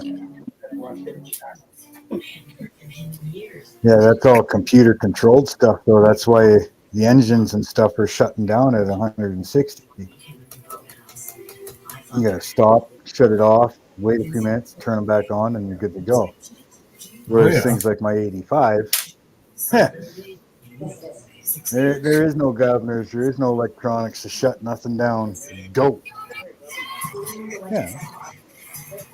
Yeah, my 2006 Toyota Corolla, it had a rev limiter on it. I'd go into Moncton one day, I had her wide open, just going as fast as I could. All of a sudden, just nothing. It shut right off. What the fuck happened? First thing I thought, it blew the engine in. And I let off the gas and slowed down and back on again. Yeah, they shut themselves down so at a certain speed, but you find the right guy with the right scanner, you can get rid of that. Yeah. I didn't need to get rid of it. I needed to slow down. When I worked at Western Star on the brand new trucks, they were good for, I don't see how, but they were good for 140 kilometers an hour. Yeah. But a lot of companies, because of the insurance, would have us reprogram them so that they're only good up to 90 kilometers an hour. Right. So we'd go in, we'd reprogram it, and set the speed limiters and everything. And this way, we'd have to print out a piece of paper that goes with the truck so that the owner can turn it into the insurance saying, see, it was done at the dealership. Yeah. It is set for 90K. Then their insurance goes down, right? Because now their trucks can't speed. Their drivers can't speed.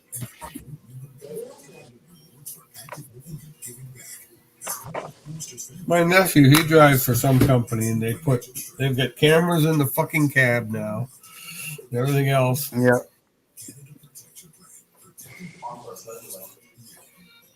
No more backseat. Get her all cut out. Get her all cut out, Jimmy. Yep. Committed now. Just gotta go through my Now exact. just gotta clean it all up. Yep. Just clean it up. It'll look good. Clean off some of the cut marks.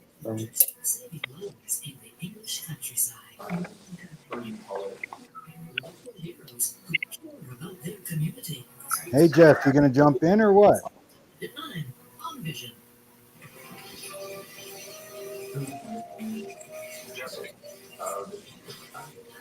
Nah, he's just gonna bitch in the comments and then not come in.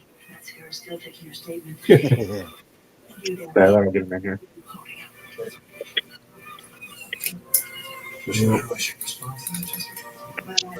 Come hang with the cool kids. Yeah, hanging with the cool kids. Yeah.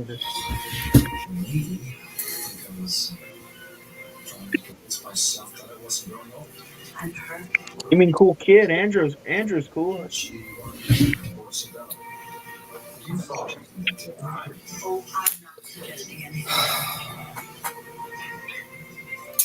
Don't break it. Don't cut myself. Don't cut myself.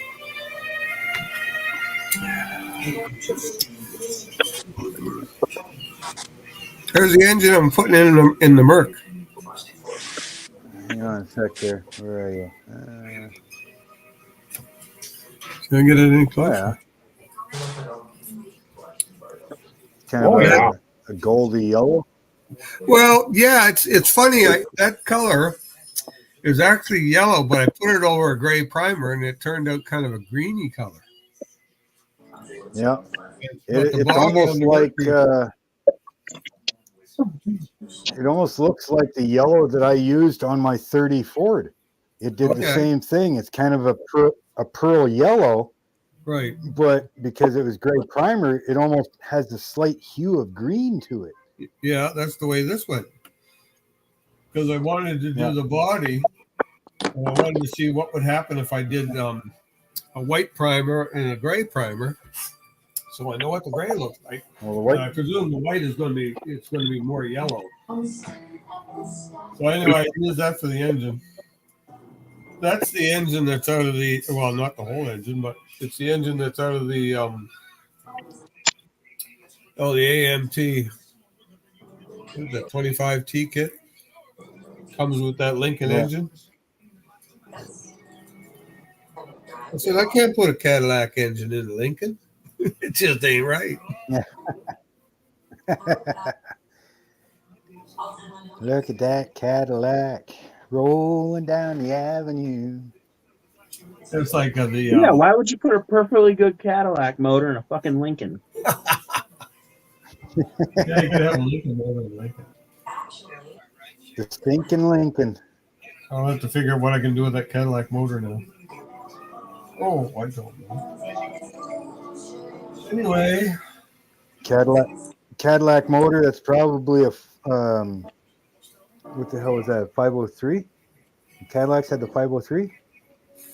I don't know what the Revell kit. I don't know what engine that it's Cadillac engine, but I don't know. And that Revell kit really is more of a modern.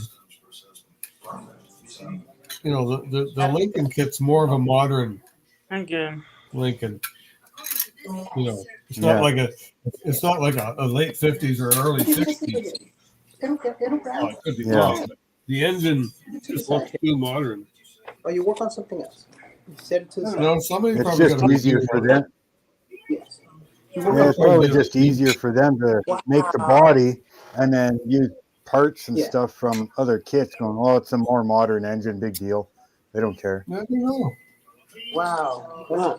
That's pretty decent, though. No, you're learning your parts. Got a nice separate chassis. Hey, Cujo. Thanks I for got to try and stopping get in, this buddy. done. So that's going to be interesting. See how that works.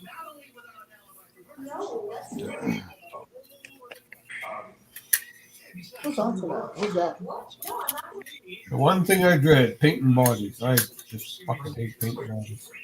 Actually, then the Cadillacs had the 429 in there as well, didn't they? Yeah, one. Yeah, I think that was in the 60s. Yeah, they had a 572 at one point in a couple of years. They had the 429 in a couple of years.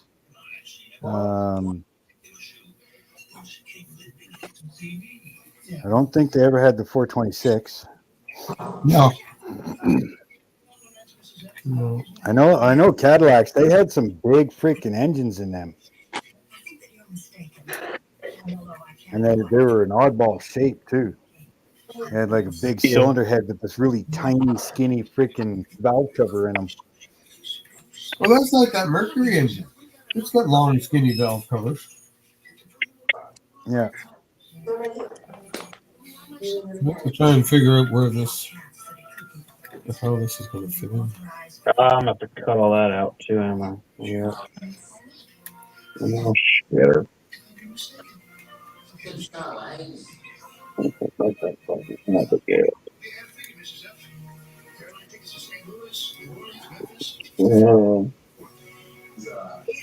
glue is working so much better than the DSI stuff. Oh yeah. Way better. Oh, yeah.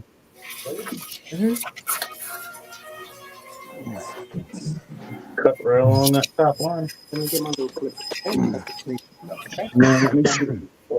Door panels and shit. That ship, is that the first ship you built, or is that another one? I started on the San Francisco 2. But then when Okri got a hold of me and sent me this ship and all that, I put that one aside.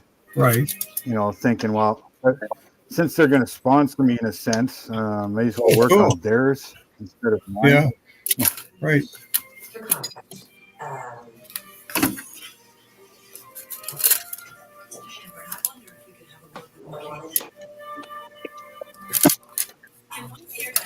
Well, that's good, Mark.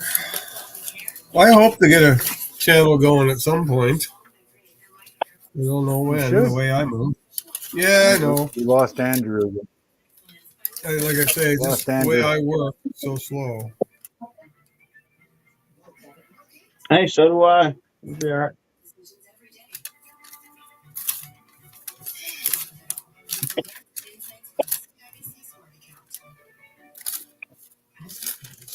Bunch of kids from Toronto. I should have to get on a college trip or something. Yeah. Probably about 20 of them in tonight. It's 7 o'clock. Hey, lose the toy. It was a pretty good day. You got one of those chickens?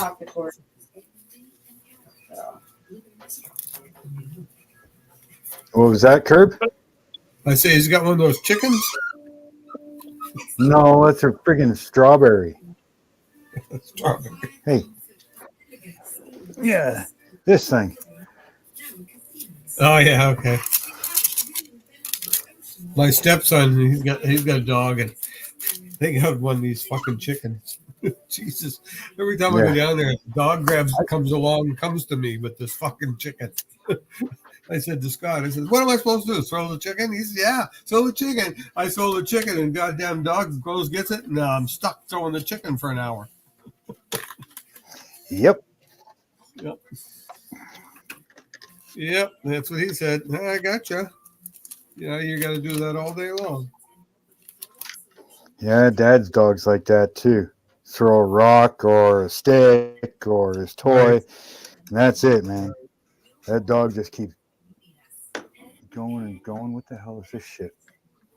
Did I buy for $45 a crappy tire? 780-667. Too damn bad. I get freaking Alberta phone calls all the time. Oh yeah. All the time. Oh yeah, because you still get your cell phone from Alberta. Yeah. Yeah. And this one here doesn't even have a name. It's just a number. V508-195-018-00045. Oh jeez. It's not even a name. It just says Alberta. And I'm like, yeah, well, let's go like this. And we'll hit, block, report spam. Done.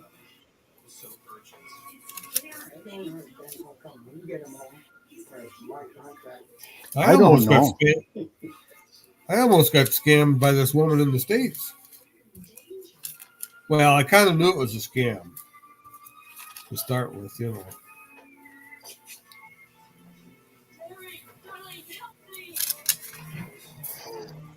Yeah. Well, the thing is, like our phones, mine, the wife, and dad's, it's all dad's account. It's Oh a yeah. family plan phone set, right? Yeah, right. But Dad doesn't get any of these calls. I get them all. Wife doesn't Well, get that's them. interesting. Dad doesn't get them. But Dad's phone number is the primary phone on the account. Right. But it's my phone that gets them all. Huh. Well, No, I just keep blocking them, and away they go. well, you They can go do. away for a day or two. They go away for a day or two. Thereby making it look as if Monroe had killed Derek, and that you had no choice but to kill Monroe in self-defense. Do you really think I'm so stupid, Derek? That I was blind to what was going on between you and Marion? You killed Marion. Nice. That'd be cool to see. No, Derek, it wasn't a Just 3D. Just 3D printed a pirate ship Havrin, basically a floating bar. That'd be cool to see. Oh, that 3D stuff is awesome. It's just amazing, you know, what people are doing.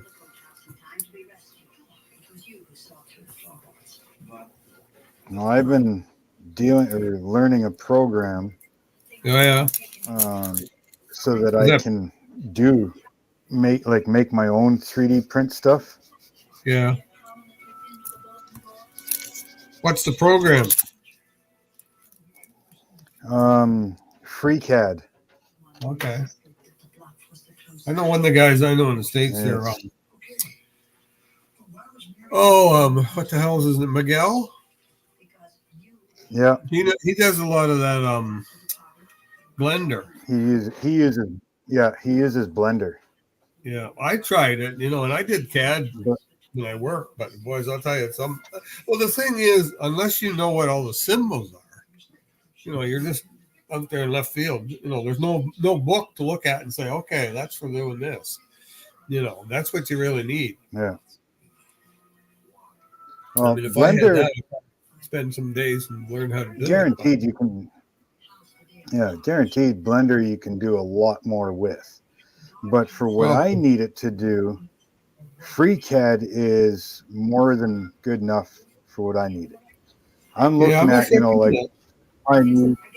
if I need to that looks good, Jimmy. Nice and deep. Oh yes. Big wheels. But you know, like if I say I want to do a diorama on a building and stuff, I can you know, draw up some windows real easy, or doors, or a countertop for a garage or something, you know, workbenches. Where Miguel, he's doing a lot of stuff that has a lot of complex curves, like rims, engine block, turbos, things like that. And it's a little harder to use FreeCAD to do that. Well, you can if in FreeCAD, if you can draw something like, if you can draw one object like like a spoke for a wheel. Yeah. And then if you should be able to take that and do an array. And what an array will do, it'll just take that copy and just copy it into circle. Yeah. Yeah. Well, that's the thing. Like you can do it. Yeah. But again, you're limited. You can't add more vertices and all that stuff and things like that, like you can in Blender, right? Yeah, I know what I That's do. where Blender is a little better. Yeah, I used AutoCAD when I was at work, and it was great for like drawing plans, building plans and stuff like that. Or if you want to draw baseball fields or soccer fields or any of that stuff, but it was good for that. Yeah. But I got a copy of it on my other computer, but I don't know. It probably wouldn't work on because my other computer's got Vista, and I had a couple of drawing programs on that, but they won't print from that computer now. And I can't if I take it and bring it over to Windows 10. Windows 10 won't even look at my recognize Word files, which is kind of strange because you think I would. And I tried that, and I said, "Oh, geez, I can't print them. I got to download them on a disk and then invert them in this one, and then look for the program that's going to, understand the Windows file or understand the Word file." So it gets kind of stupid, waste of time for all I'm going to use it for. But I do I might try that. Look for that free CAD because I've been thinking of adding a piece on my house. And if I can draw it up roughly. Free CAD.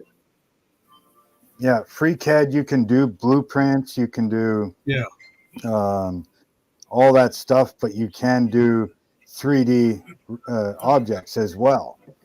Yeah, I don't need 3D. And it's free. Yeah, but I don't need 3D. The program is free. You could use it. No, but I mean, it can do it, and that's why I'm looking at it, right? Right. Or, well, not just looking at it, I've been learning using it. Yeah. Because like I said, if I need a window or something, or, even this, I mean, if I wanted to design and print the window, the porthole or the cannon hole frames or something. Yeah. Simple. You can extract it, blah, blah, blah. It's easy. It's done. Export it out and away you go. Yeah. If I wanted to do an extra cabin or something on the deck, I can easily design one up, put it in 3D render, and away you go. Yeah. But now there's something about curves and stuff. No. Well, you might be able to. Now there's this. You can still do curves, but. Yeah. But this Revell Mercury doesn't have any door handles inside. It's just got a flat door panel. It's a flat door panel with tuck and roll interior. Like this is basically what it looks like. It's like that. And I went to work and I drilled the holes out because I've got door handles that I bought one year that I was in. See that again? You can just faintly see the. Pretty hard to get a good tuck and roll picture here. Yeah, it's not very good here. You can kind of see it. But I had to drill holes because I've got the window pranks and door handles. But I thought, just for such a nice kit, they left that out. I gotta try. Do you have a 3D printer? No. Yeah, I know a few guys that do 3D printing, and I got them to do a couple things for me. Yeah. I did some drawings and gave them to Miguel, and he drew up a couple things, and I thought he'd send me a copy so I could check it out on. I got him to do a van topper because a lot of vans don't have a topper for them. So I found a van that did have one, so I drew it up and I sent it to him. And I said, just do one up for me, and then I can tell you how close it is to being the way it should be. Well, he never did do it, but he sent me the file, and I said, well, the file's nice, but I can't do anything with it. So I sent it to a guy I know in Alberta, or BC rather, and he printed Yeah, it off. Miguel doesn't print anymore. He doesn't have the printers or anything. Yeah, well, that's what he told me. He doesn't do the printing. So anyway, I sent this file to a guy in Alberta, or no, BC rather. Sorry, and he printed it off for me. Yeah, that's a nice job. Cut the back Nice. seat up. I wanted to leave that little No shit, Jimmy. deck on the back. Yes. Yeah, you need that. The what? Yeah. Well, why the don't you package tray. The back, whatever it is. could you can shorten narrow the seat and put it back in. No, I'm gonna build. I'm gonna try to do Jamie G. something and have the tubs popping out for Yeah. the wheels, Right. and then in between the tubs, I'm gonna have 2 nitrous bottles. Oh yes. Are you making your own tubs? Well, I have these tubs I was going to try to use. I cut these off the 67 Chevelle for another project, and they didn't work. No, why is that? But they might work. Yeah, well, once you get your chassis set in place and your axle with the tires on, then you'll know how much you have to widen them. Freaking shavings everywhere from that. So why did you send those files all the way to Alberta or BC? Well, because there was a guy there I know that the guy that I got to do it for me is oh Jesus, Jerry Chevalier. Okay. He used to do resin casting, and he was oh God, I got his name written down here because what was he shit. What did I have? He was a well-known resin caster, and he still does resin casting, but he doesn't do it like he's not. I mean, he'll do it and sell stuff, but he's not doing it like he used to. Like he still produces some nice stuff. I mean, I got some. You could have sent it to me, and I could have printed it out for you. Well, I could have maybe. Anyway, I found out that the van top, when it's printed out, it's too low. Like it's too low. It should be twice as high as what it is. Yeah. So you can't really. I mean, I wouldn't say you can't use it, but it's not. It's not what you were looking for. Okay, David. Thank you very much for stopping in. You have yourself a good night. Are you leaving us, Mark? No, David is. Oh, sorry. Anyway, here's the original van topper. I don't know if you can see it very good. Hard to leave my own live stream. Anyway, you can do it. There it is. There. This is the original van topper. Yeah, Jeff leaves it all the time. Yeah. This was the original van topper. And when it was printed, it was printed, it was like this, which is obviously you can see it's a big difference. Yeah. Like quite a difference in height. Yeah. So it's got to be raised up. Now I could take this one. This is 3D printed, and I could take it and I could raise it up for my use. But if somebody else wanted to have one, I think it would have to be printed at a higher up. But it turned out nice. Yeah. Anyway, he got a bunch of stuff I bought from him.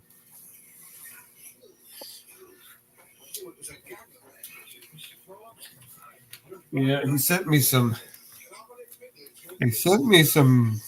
brake boosters, some power brakes and brake boosters. And what else did he send me?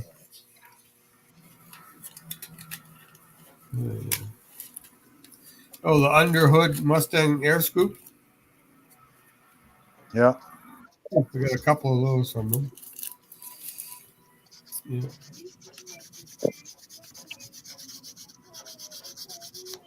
Sent me a couple other things. Oh, it sent me some coils. Although coils are easy to make, so I wonder if one of these backseat panels from the 57 Chevelle work.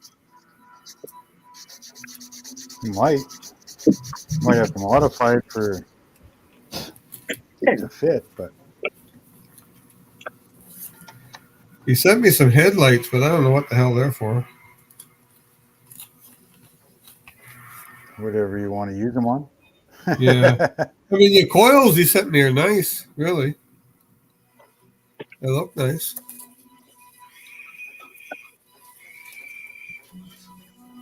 But I bought several Mustang bodies from them.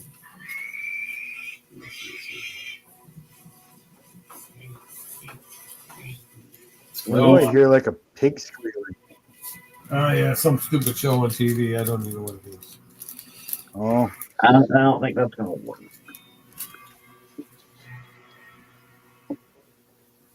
Anyway, I bought these It'll still get the back. 4 door handles.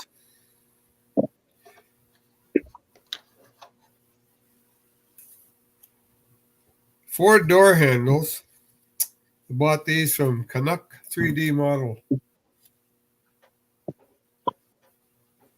yeah, I've heard of him, seen his stuff a few times. He's in Alberta.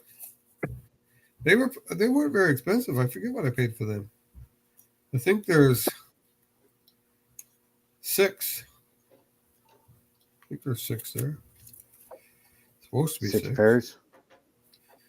No, 3 pairs. 3 pairs. Or yeah, 3 pairs, not 6 pairs. 3 pairs. I mean, there's 6 in there altogether. I don't know why 6. Why wouldn't he package them as 4? But I don't know. You buy 2 packages, you get lots of door handles. I mean, I can use them for any car. I mean, it doesn't say Ford on them. They all look good. Yeah. I think most of the time, most people do a 2-door car. That's why. So you can do 3 cars with it. I mean, yeah, most of the cars you're building anyway are 2 doors. So that's the good thing. It's just a 2-door, and don't worry about the rest. Yeah, anyway, I don't know. I'm gonna have to do the interior, I guess, tomorrow. Do this interior. Strong, Jimmy. What? Did you let one rip? No, I'm pretty sure a mouse or something died down here in the basement. Fucking smells like death. So I just keep spraying Febreze every couple minutes. I don't know where it is. There's too much shit down here in our basement. Got a dog, cat? Freaking dog. Freaking we let the dog down here. I was like, find a little fucker. This damn dog pissed all over my freaking hobby room. Pissed. She walked right in and started pissing. Cats do that too. That's when you take the dog outside and you piss on the dog. Take the dog outside and piss on the dog. Thought about it. You want to piss on my stuff? Well, here, I'm going to piss on you, you little bastard. Where's everybody at tonight? I don't know. I don't see anybody on here. Usually I'm not able to get out. Fucking Wednesday night. Dad's freaking dog. I got an Amazon delivery a couple months ago, whatever. God. And they put it on the deck. I go out and I get it because I get the notification. And I'm like, pick it up and it's drips of water or something on it. I'm like, what the hell is this? And I'm like, it's not raining. And I bend down and you sniff it and it's like, this is piss. Dad's fucking dog went over and pissed on it after the guy dropped it off on the deck. Good thing it was in another box. It was in a box, so I just opened the box, left the box outside. Just fucking dog. My stepson come here, and he had his dog with him. And he came downstairs because I was sitting downstairs. Dog walks over to my stereo speakers and pisses it on them. I said, "You little bastard!" So the dog ran upstairs and stepson took them upstairs, and I took the cover off the front of the speakers, you know. Jesus, all the foam surrounding around my speaker had rotted over the years, and it all fell on the floor. I said, well, I guess those speakers weren't much good anyway. But I probably could have got them redone, but I didn't. Yeah. I think the guy, when he dropped it off, the dog thought, oh, look, new territory. I better mark it. Yeah. It's a male, right? Yeah. He's a male. Oh, yes. Yeah, I better mark that. Yeah. That's now mine. Oh, well.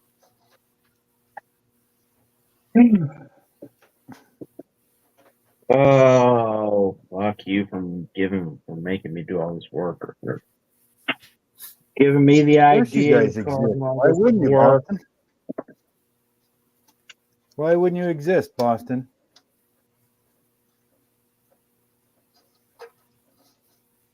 Who doesn't what? Oh, he says, I guess apparently we don't exist.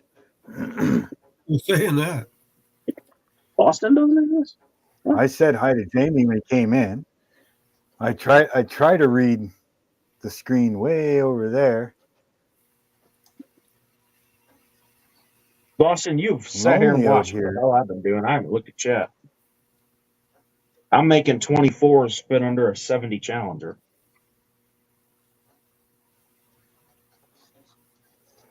And I'm trying not to glue myself to my ship again.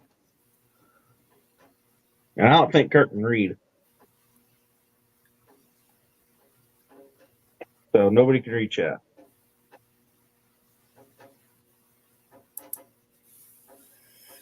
Instead of worrying about if somebody's reading chat, how about you just join in with a camera? Yeah, get on here and tell me to kiss your ass yourself.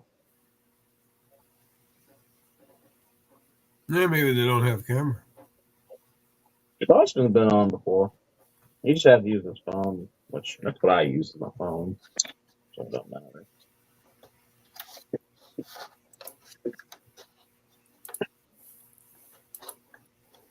I cut too much out.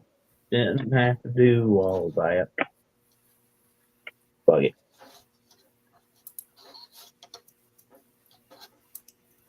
Fuck it.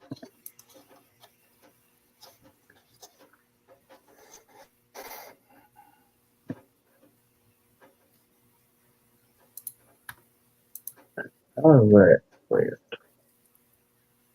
Yes, You working today, Jamie?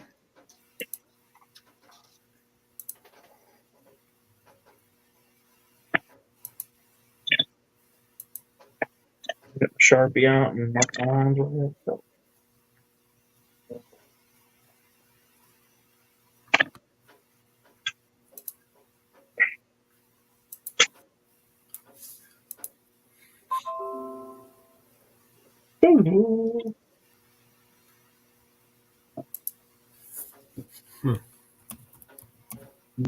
Right there. Maybe start right there. All right. You're welcome to jump in if you're not busy. There. Yeah, LTE probably wouldn't like the live stream too much.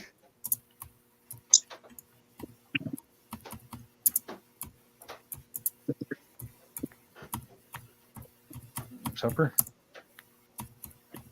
Nice. I'm waiting on it. I haven't had supper yet.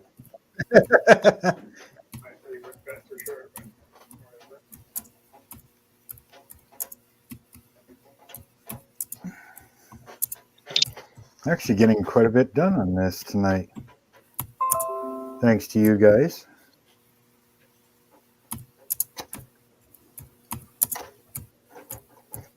Find it so much more enjoyable when you got somebody to talk to while you're find it more enjoyable building when somebody to talk to, you know. That's true. I agree with you there. I find that if I'm sitting here by myself, I'll do a little bit, and then it's like I gotta watch something on YouTube or, you know. Yeah, well, I got my computer here and I got the TV here, so I usually the TV's on, YouTube's on, or Facebook's on, and I'm working on a model, and I keep busy. Always busy.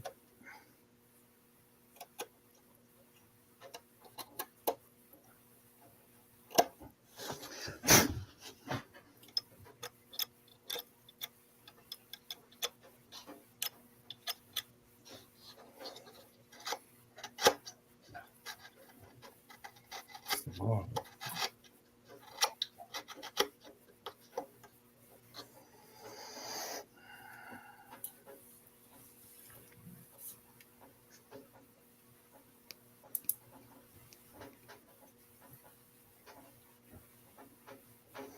Thanks, Boston.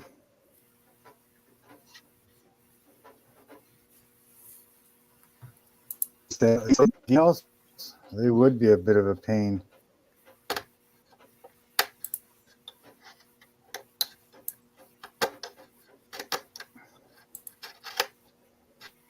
Which kit is that? Is that one of the new cars? Boop.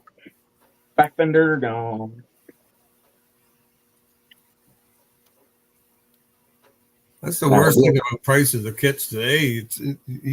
They're just too expensive to buy for parts anymore. Yeah. I look to a kit at the house here and I'll say, look at that one. And I see what parts are in there. And oh, geez, I paid $6.99 for this. You know, I was like, holy crap. And then I look at the date when I bought it, 1988. It's like, oh, shit. Yeah. I forget to realize how many years have passed. You know. Yeah. What? See if this fits. Or I've just started cutting for nothing. 2022 Camaro. Which one am I doing? Yeah, there, damn. I'm doing a Chase Elliott one as well. Mine is, I'm not sure what year the car is. It is the 2022. This one here.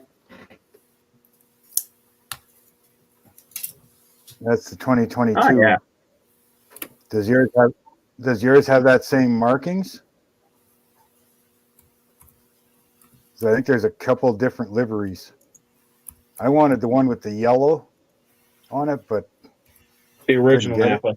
it was always out of stock. Yeah. There's like, I think three different liveries for it.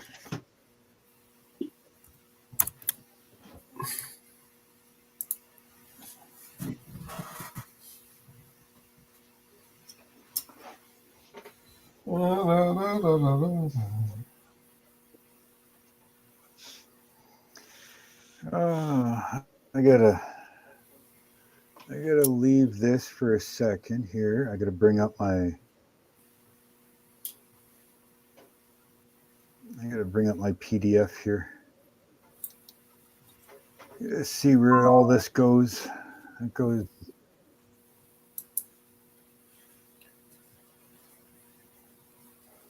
It goes there. I better put those things on before I go too far. Yeah, crap. Okay.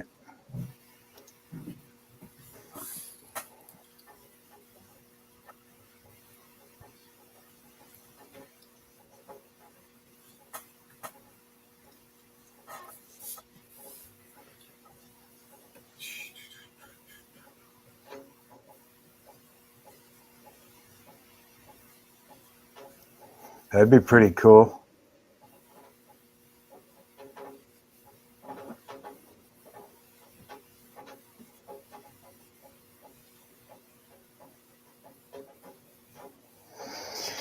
Yeah, that would get tiring after a while. So before I go too much further, I got to put my pieces up top here. Pieces I need. What do I need? I think that's 2 of them there. And well, this must be an old game.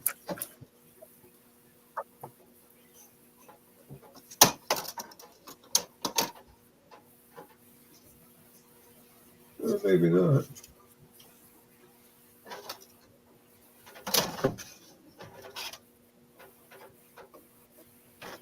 what the hell's the other one that I need?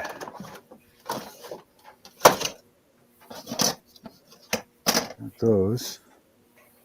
Wherever you last left it. Yeah, well, that's the problem.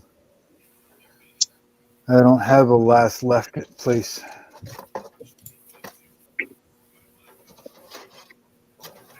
Oh, there it is. I see it. Oh, yeah. So, Oh, that's not put that there. I need, pretty sure that's the ones I need. K11. A little bit more cutting, and it's in Hey, there. Edward. Doing Back good tire. here. I might strip. Hang on a second, Jimmy. Oh, that's it. That looks good. Got it all cut That out. looks good.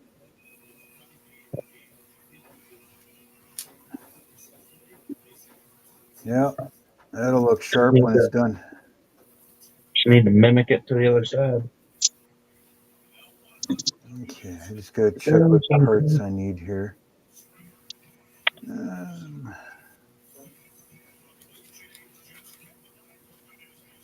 Oh, K11, K10. Okay.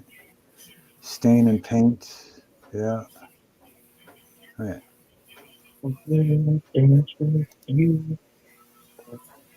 K11s. There.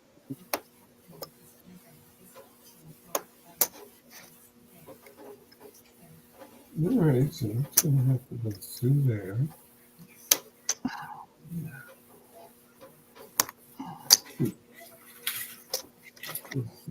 Those. And oops. Need K10.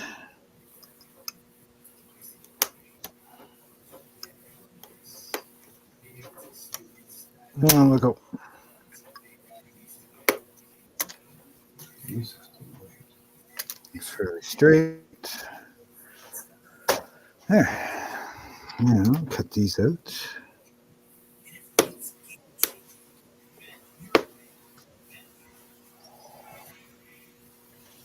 More than welcome to join. Jamie, Edward.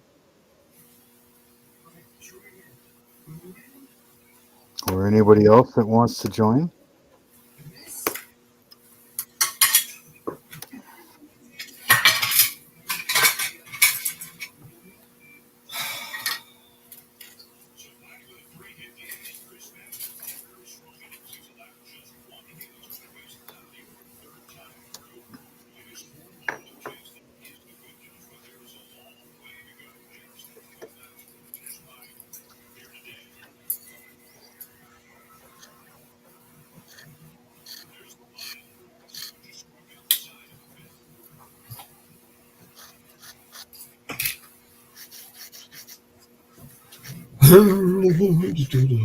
Yeah, I often wonder where everybody is at nights. It's summertime. People are starting to go outside and enjoy the day. Yeah. But at the same time, well, like you and I mean, we're so far east that, our time is, people are still at work. That's true. Some people are still working. That's right. Yeah, usually on Wednesdays I'm at work. Freaking called off today because graduation practice was supposed to be tonight, but with the weather they canceled it. So I took off work for no reason. But Because I mean, like for us, what is it? It's almost 9:30 here. And Jimmy, Yeah, you're that's what, right. like 7:30? 7:25 right now. Yeah. So I said almost 7:30. So you think like people like Jeff and Pappy and Brian and stuff. I mean, when I go on, they're still at work. Well, not still at work. Brian's probably sleeping, but the Yeah. average person is still at work. It's only 5, 6 o'clock. I try to go on early enough that people like David and Britta and stuff, they're not up too late to join in. Yeah.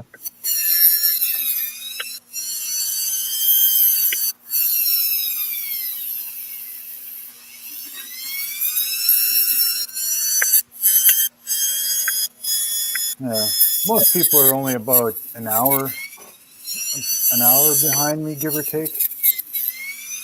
In some cases, Yeah, 2 that's what hours I'd behind say. me. 2 hours at the most.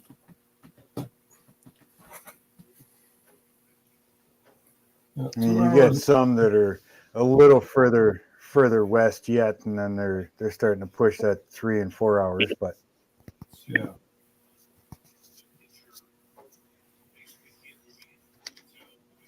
man, which way do these things go? There's 2 different ways. The way Which they're supposed way to. do they go? Well, that's the way we got to figure out. They go this way. Okay. So they got to go this way. Imagine that. It doesn't fit.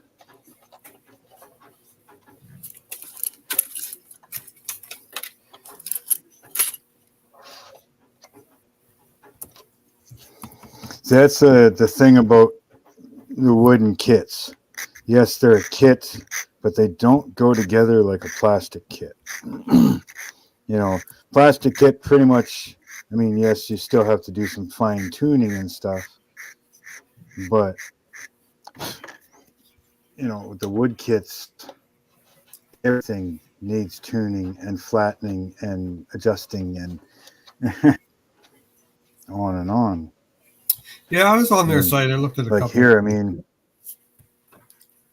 yeah, and I mean, like this stuff here, you got to build the windlass, you got to build your capstan, you got to build the cabin, you got to build Right. your anchor waves, all of this stuff. You guys, like the guys building plastic model cars, don't have to build the steering wheel unless you're doing photo etch, of course. But on average, you don't have to build the steering wheel. You don't have to build your bench seats. You don't, all this stuff. And so that's where the difference is in this type of stuff. All right, that's the wrong piece. I don't want that. I want this. So yeah, it's a totally different animal doing a wood kit. But I mean, it's still easy enough to do. I mean, it tells you where to put it, how to, things like that. It's just everything needs adjusting no matter what. I mean, I put this on and it's sticking out. So when I do my planking now, it's going to be uneven towards my planking. So I'm going to have to blend this into my planking and everything else. I mean, it's just the nature of the beast of doing a wood model kit, right?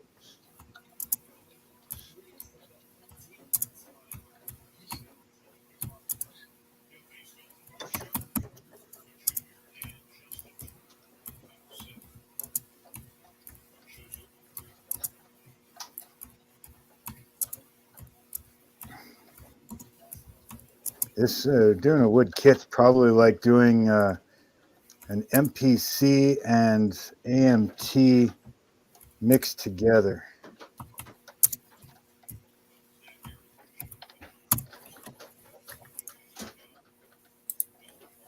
Oh, fuck that.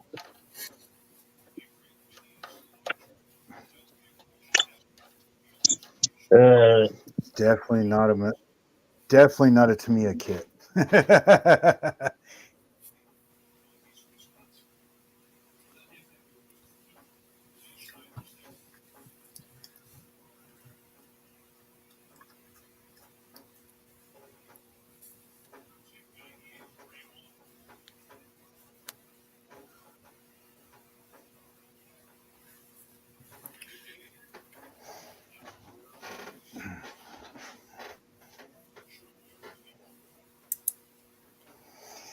Yeah, rigging for a lot of people would probably end up setting the ship on fire. But yet for me, I find the rigging actually relaxing. Just take your time with it and follow where it's got to go, and you know.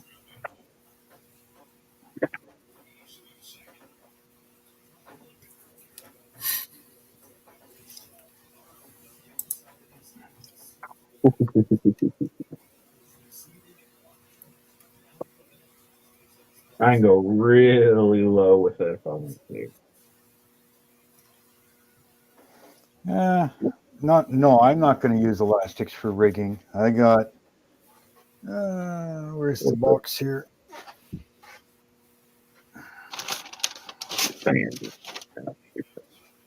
Where's all my rigging? I will. I'll go get it now. Got to go get the bird seed. What's that? I got to go get the bird seed so the deer won't get it tonight. Oh, Or raccoons. what the hell did I do with all my rigging? Yeah, the raccoons will freaking eat it all, that's for sure. Oh, little shit, straining my head. This is most of the rigging for this ship. Now, there is stuff in here that I bought. But this is all the rigging, all the head for this ship. There's different sizes, different colors. Yeah, it's a lot of rigging that's going to go in this ship. I did go to some aftermarket stuff, but this aftermarket stuff is going to be for the Blue Nose 2. All these ones here are actually twisted rope, whereas these are just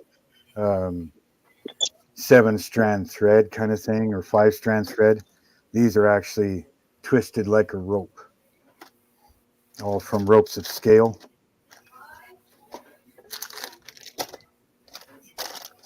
But there is a lot of rigging.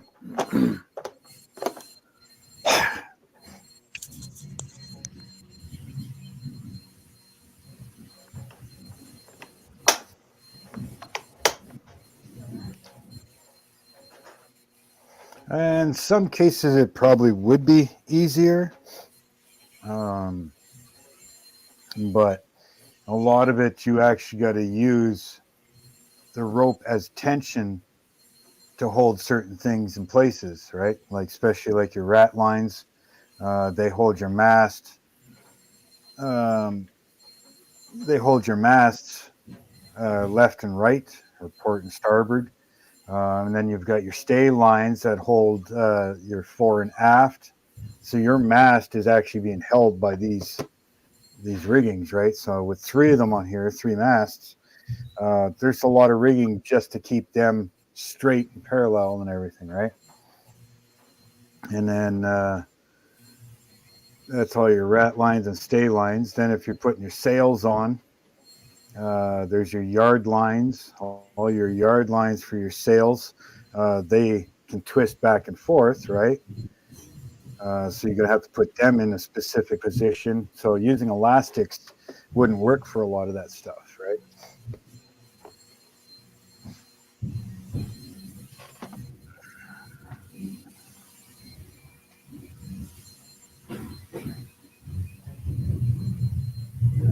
very carefully. That's how you tie those knots.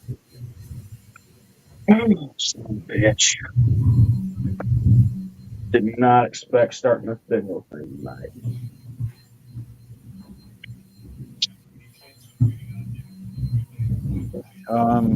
On the when I did the Cutty Sark, I tied everything. When I tie it, once it's tied, I will put a small drop of either CA glue, or I have this other stuff here that I use for rigging.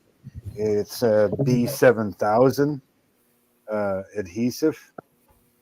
All right. It takes a little longer to dry, but it works good too for the rigging.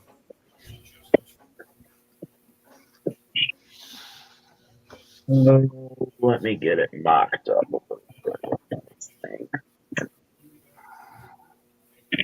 Get it mocked up, go. Let's see how low I want this. Oh, right there. Let's see. Getting ahead of myself here. Damn it. There you go.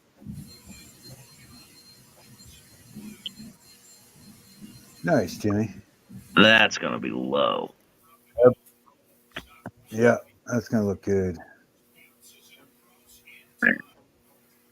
Yeah, you're right. That looks those as big as that wheel well is, and for the size of those rims, it looks really Yep. good.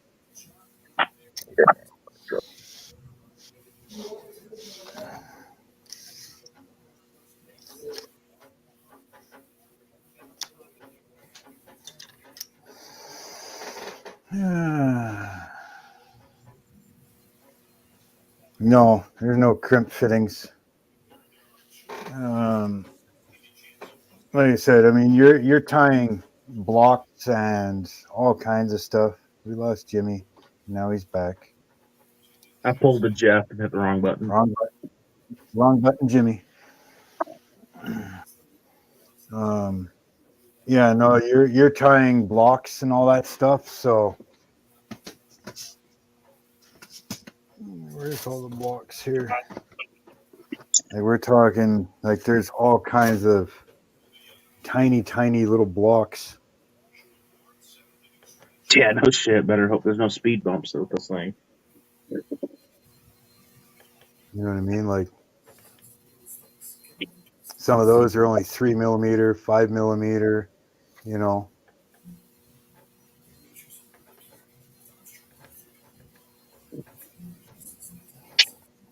You know, so a lot of tiny stuff.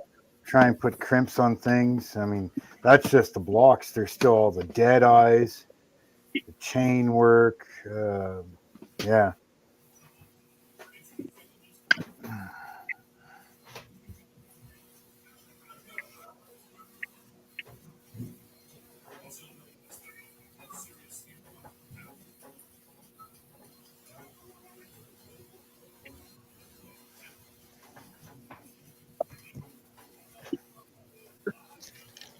That's not this.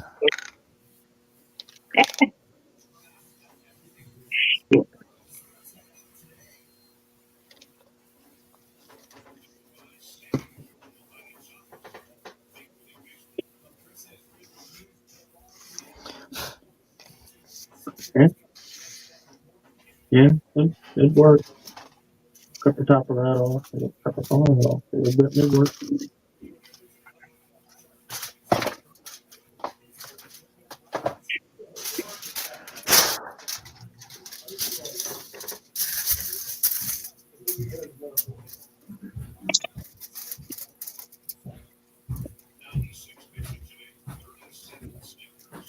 The boogeyman has gone home.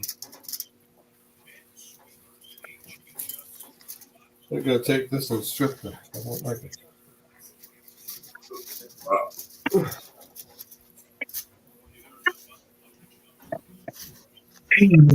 Let's see here.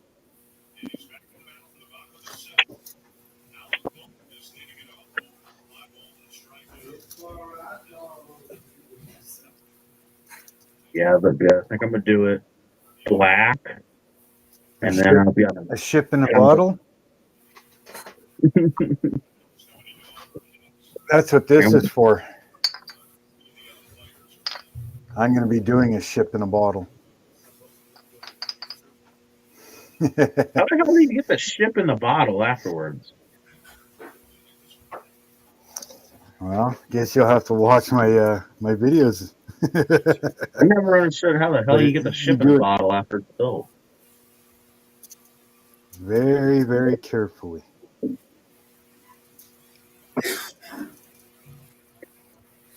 Now, depending on the size, I've seen guys actually build the ship in the bottle, and that's insane. Oh, most of them are designed in such a way that things fold down so you can squeeze it through the spout of the bottle, and then you stand it up and you stand up the rigging on the inside. So everything's all done and built, and then you fold down your masts against the top of the ship, and then you have these really long lines that you can pull on that re-stands them up inside. That's the basics of it anyways.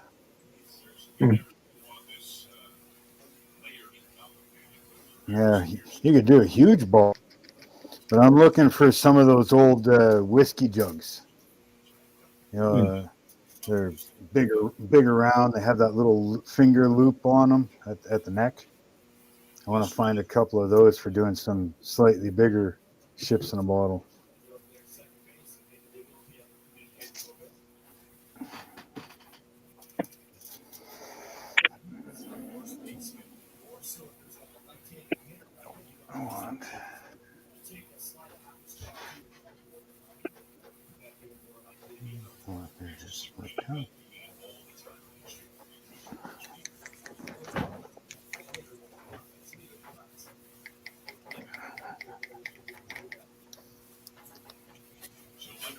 Anyway.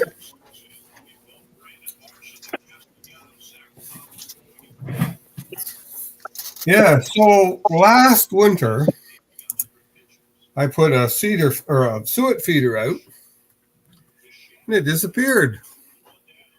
All right, so I got another one. So I put another one out. A couple of days later, it disappeared. I couldn't find them. Of course, there was snow on the ground. So this spring, I go up in the back of the woods behind the house. And there's one of the birds. Oh, there's two of the bird feeders, or the cedar feeder, or suet feeders laying on the ground. Right, they were within 2 feet of each other. And I said, "There's fucking raccoons are taking them and dragging them up the hill now."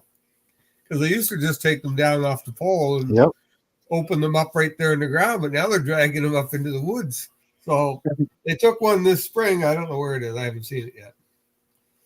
But, and I mean, they're up on a pole, so they climb up the pole and pull it. Electrify the pole. Yeah. Give them a little shock when they go to climb up it. And I know the deer have been eating them because, you know, sometimes I'll go to bed and leave them out there, and I come in the morning and like there's half the bird feed's gone. So I said, the deer's eating that. Yep. They just stick their tongues in the hole and eat it. Yeah, because it sticks to their tongue, and they just pull their tongue out. Yeah. Away they go. Hey, you think of friggin' birdseed, though. I mean, how friggin' much birdseed would a friggin' deer have to eat to be satisfied? Yeah, geez. Yeah. I mean, well, it's like coming to St. Andrews here. I mean, oh yes, I know. Deer are basically pets, right? Yeah, well, almost the same here. You know. Well, is he gonna make it home? At least they use the. Oh. At least the deer here use the freaking crosswalks. Yeah. Oh, jeez. No, they actually do. They'll walk along the side of the road, and they'll walk over to the crosswalk. They'll see a car. They'll stop. Right. You wait for you to stop, and then they'll cross the road. I'm like, seriously? Somebody been training these things? Yeah. They just learned that's a safe spot. Yeah. That's right. We got a white one though. We got a, as they call the spirit deer, the Oh, pure white yes. I deer. think I saw that on TV one time. They showed it. Yeah, yeah. St. Andrews has a spirit deer.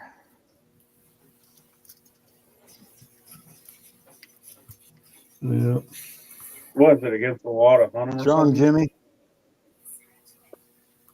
No, I'm just What's listening. that? I'm leaning back, looking at. Is it against the law to hunt them? I don't think it's against the law, but Um, most people well, that I the know white one is against the law. the white one. The white one, yeah, Yeah, right. it's classified as a spirit deer. Never heard tell of it. But Yeah, they're in, the deer in town, they calculate right around 200 deer per square mile of town right now. Right. That's a lot of deer. And oh yeah, there's a lot of deer. Yeah. And I think it's every 3 years they have a deer push during the season, Yeah. and they'll take a bunch of people, and obviously the ones that don't care if they shoot them, they'll walk through the town. They'll push half of the town of deer out into the really? bush Yeah. and make them run, and they hunt them down. Huh. Just because if you don't, they're overpopulating. Well, yes. Yeah, there's a lot of deer out here too. So every used to 3 they years all they do that. people, like you said, that cross the street on crosswalks. Thought that was illegal or something. I don't know. I mean, these deer, you can pretty much walk up to most of them. Yeah, I don't doubt pet that. them. Yep. Yep. I believe that. We have a half a white squirrel out here. A half a white. He's half white. Yeah, he's half white and half gray. Huh. We get a gray one that runs around here.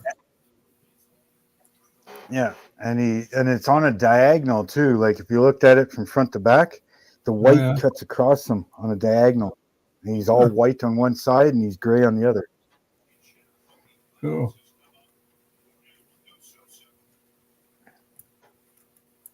I did not expect to watch tonight. That looked good. There's been claims of somebody seeing a white turkey. A white an albino turkey. Yeah. Like a wild turkey. Right. Yeah. I haven't seen it yet, but a couple people have said they've seen an albino turkey. I'm like, that would be kind of cool to see. Now, my dad's seen one. I never have.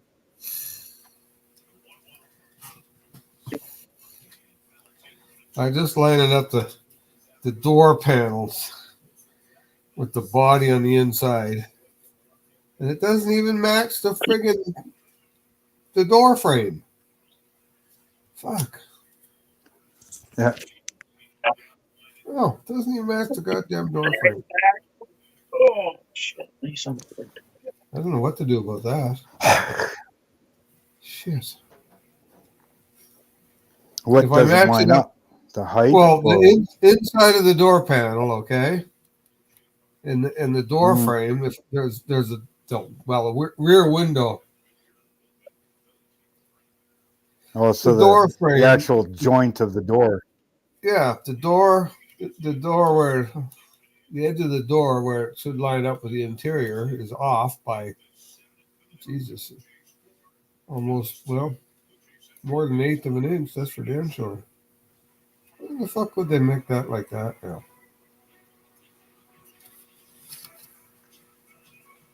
You sure it's not supposed to be like that? No. Because technically, the outside door gap should be further back than the inside door gap. Right? Well, you have that overlap in the door jamb. Yeah, but not like this. No, this is Not that much. no, not that much. No, if I line them up, the door panel is in the engine. The front end of the door panel. Of course, it's all one piece, right? If I line the door edge up with the door panel, okay. If I line the inside edge of the door up with the center the pillar where the door exterior of the door should be, that means the front part of the interior side panel is way out in the engine bay. That ain't gonna be right. Oh, Holy shit. yeah, somebody didn't do something right. I mean, it's cut right in there. It's not something I did. We have a white weasel here, but I think he's supposed to be white. I don't know, He's maybe they're got white black ear tips and he's got a black. Yeah, it could No, be. he's white all year round. Oh yeah, He's white all year round. He's got black ear tips and he's got a black tip on the tip of his tail. The tip of his tail is black. The rest of him is completely white, and he's got red eyes. Red eyes. I don't know what to do about this. Fuck. So I think he's actually an albino, because I've seen other weasels around here and they're brown. Right. But yet in the summertime he's still white, and he's got red eyes, not black. And usually the red eyes mean albino. I don't know if you can see this or not. Yeah, I'll make it bigger here. Yeah, I'm gonna put a black line. Oh yeah, I see I just it. put a black line in here with a pencil. Where's my pencil? Come on now. And then I'll put a black line. See, I marked the line on the door panel on the inside of the vehicle, because it wasn't there, but it lines up with the outside. So if I put this in here like this, and I'll put it up. I shouldn't have put tape on it. I mean, this is where it should be, approximately. It'd help if I put it on the right side of the door on the inside. We can see where it is. And this should be about there. Oh, that would be about there. Holy frig, man. That thing's off by almost a fucking quarter of an inch. That's unreal. Unreal.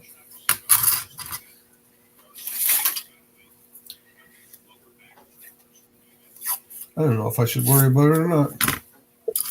Only the three of us will know. Yeah. Nobody else is going to know. I'm going to stick some tape on here. Now that lines up with that, which would be the firewall. And this would line up with this, approximately. This is only a guesstimate. It'll give you an idea how far off it is.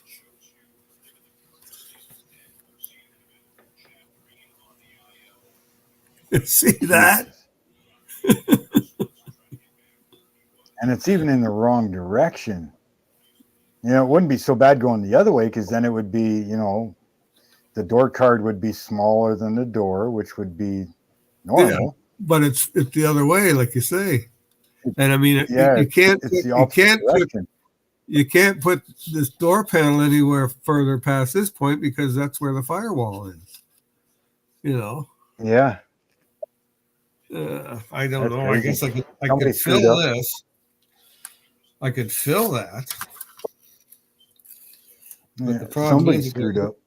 It goes right down to the center of the friggin' I'll fill it. Friggin'. This is easy to fill it. And sand another one. Well, that's my job for tonight, to fill that. Well, I checked that.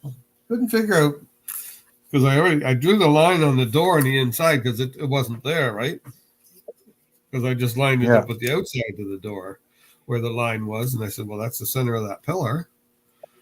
And then I just set this in there, and I said, no freaking way. Jesus. I mean, other than going to work and white glue and everything all together, which I could do, I don't like doing that, though.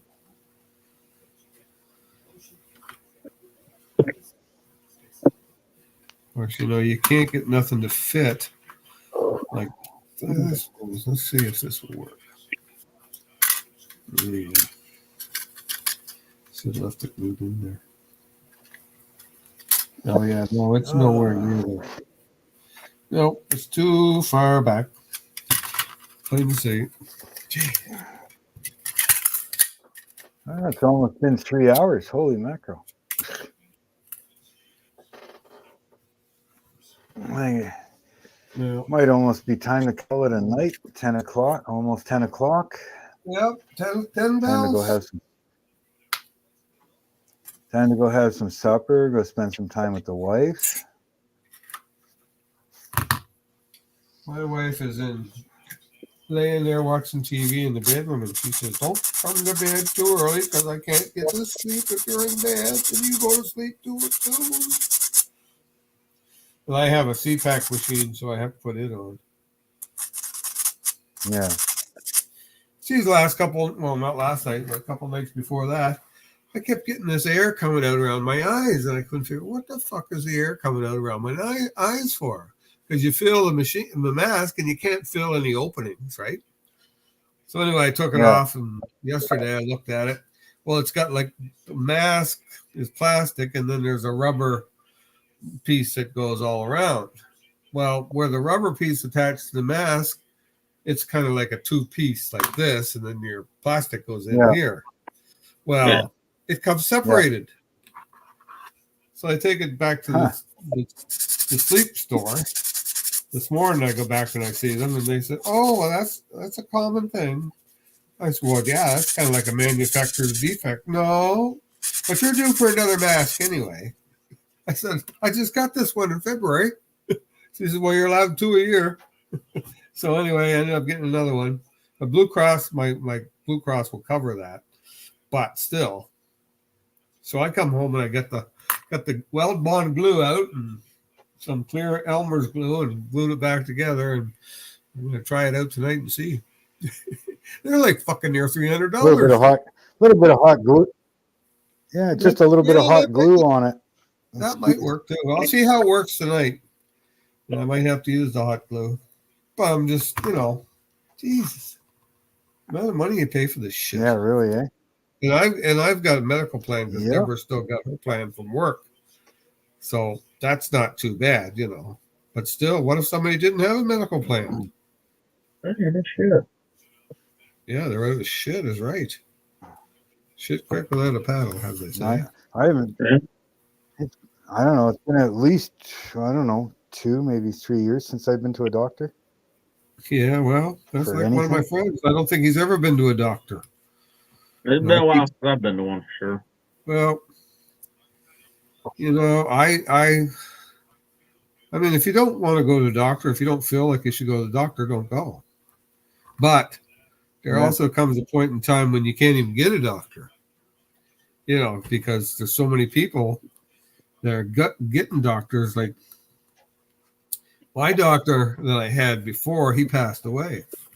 And so I didn't have a doctor for about a year. And then this guy, he was taking new patients. So I went and saw him, and I got to be. The first thing he says to me, he says, why are you taking Tylenol 3? I said, well, I was in a car accident and my shoulder's all buggered up. And he says, how is your shoulder now? Well, I said, well, it hasn't bothered me for a while. He said, well, you're not going to have Tylenol 3 anymore. I said, no. He said, no. He says, that's not destroying your kidneys. Mm-hmm. I'd go to the doctor and the doctor would I get a prescription at the drugstore. I go and I get fucking bottles. I mean, bottles this size. I come home with 3 of them full. Like 300 and some odd tablets of Tylenol 3. And when I Yeah. first had my accident, I was eating them like candy. You know, I'd eat them at work, and by fucking 3 PM, I'd probably have about 8 or 10 of them into me. I couldn't hold my head up. I was so tired. You know. Yeah. But he told me, he says, "Well, you're not doing them anymore." So, but I see him 3 or 4 times a year. Every so many months, I see him because I'm a type Yeah. 2 diabetic too. You see, so Yeah. high The cholesterol, hell high is blood Dad pressure. building at this hour? Huh? Oh, I can hear Dad out doing something out there. He's got the hammer drill going. Oh, Jesus. It's pitch black out there, and he's doing something. Well, see, we built the shop for him, and he's Oh, got yes. his bed and his TV in one corner of the shop, right? Oh, my Woodworking God. shop. Yeah. But we've been building, he's been building an addition onto the back of the shop, which is going to be like his bathroom, his bedroom, and stuff like that. Oh, yes. Yeah. So this way he can take his bed out of the shop and put it into Right. his bedroom and stuff, and Sure. blah, blah, blah. So that's what he's been working on. I'd say probably about 80% of it is built out of trees. Jesus. We just we go out in the bush, we cut up trees the right thickness and everything, cut them to the right length, and right. You know, that's what he's doing. We've just used windows. We're picking up what is it, Kent's? No, Yeah. Keith's in St. George. Oh, yes, yes. They have those fancy, the fancier shingles, not the 3-tab shingles, but the fancier ones. Oh, yeah. They have, 30, 40 bundles over there that the warranty is done on them. Okay. There's no more warranty on them. Yeah. So they were going to throw them out. And they're like, about $48 a bundle of shingles. Dad, they're giving them to Dad for like $10 a bundle. Oh my gosh. So he did his roof on the bedroom, and we're actually going to do all my addition and his addition with the shingles. Instead of siding, we're using shingles. Yeah. And it looks like cedar shake on the side of the house. I guess you can because do all the shingles that stuff are actually gray. Well, that's the thing. I mean, for $10 a bundle, I mean, you can buy a bundle will cover a complete 4x8 sheet, right? Yeah. A box of siding doesn't cover that much, and cost like triple the amount of than shingles do. Right. Well, so like I really, say, I mean, where you're at, you don't have to worry about building inspectors or anything like that, do you? No, if you're under certain sizes, you're allowed 20 by 24 without needing any type of inspectors or permits. Oh, cool. Yeah, I don't think I could get away with that here. Not in Quispan this. Little things we could get away with here, but like certain. Yeah. Well, I called the other day because I'm thinking of adding an addition to my house. Well, on the garage side, so I only need 3 walls. So there was a company on Facebook, and they said they do footings and that. So I said, well, I want 3 footings done. They said, yeah, okay, for your 3 footings and a frost wall, that's going to be about $10,000. $10,000. Holy shit. Nah, shit. Me and my dad will just do it ourselves. We're gonna add on a little bit to our living room. Yeah. And if we go out real far with it, we'll have to get all this shit. But if we only go a little bit, we won't have to. Yeah. And me and my dad's gonna do it ourselves. Yeah. Wow. I know a friend of mine's for us. We can't dig here. We're like our driveway. You drive up our driveway, and you're driving on shelf rock. Oh yeah. Like if we wanted a basement or even go down 2 feet, we would literally have to have jackhammers and blast and probably do some blasting. Yeah, well, you probably wouldn't have to do that there because the frost isn't going to move it. No, See, beside my garage, that's the thing. So I've we got can just beside my garage, we I've got clean an off the asphalt. dirt and pour the concrete. Yeah, beside my garage, I've got an asphalt pad, but they won't let me put a concrete footing on top of it because they say the asphalt's not stable enough. I mean, I don't know how much. Well, no, I this don't year, know how thick it is. You know, it's in a driveway, so it might only be in 2 inches for all I know. Anyway, I probably won't build it. Yeah, cedar shingle, cedar shake, anything like that is friggin' expensive. Yeah. But this here looks, these shingles, they're already kind of gray, just like a cedar shake would turn after a few years of age. Right. So, Well, but yeah, I think I'm going to color night, people. Yeah, that's fine. All right, man. I got a few things I got to figure out what I'm Let's going to do. go eat some supper. Yeah, my mom get for a grilling pork steak. Hey, Eating a lemon. I'm thank going to keep everybody cutting on for, this calendar. yeah. Well, That's hopefully gonna you look good can when make it's it up done, to Jimmy. Cam's here, Keep Mark. better. I say Well, I hopefully was you can make talking it to to Dad, Cam's. and he's like, "Yeah, I was talking to Dad, and he says, well, that could be fun. We can check that out." Yeah, for sure. Did I lose you? Yeah. No, it's you know, I mean, it is a long day, but it's worth it. And it's, you know, you don't have to be there before 12 o'clock. I mean, 12 o'clock is a good time because that's when they start doing their judging. But I mean, you know, I mean, I usually leave here probably Well, 12 maybe o'clock, it's done. Well, no, it's not done because 12 o'clock. It says 9. It says 9 to 12. It says 9 to 12 on the. 9 to 12 is when you have not from 9 o'clock to 12 o'clock to put your models on for judging. That's what it means. The show won't get over till probably 4 o'clock in the afternoon. Oh. Now that doesn't mean you have a 3-hour drive. That doesn't mean registration is 9 till noon. Okay. Yeah, registration is 9 I to misread 12. that. Registration 9 to noon. Yeah, so that just means that the judging will start. Well, the judging will start before that, of course. If you get your model set up for judging and you have them set up at 10 o'clock, they're going to be judging.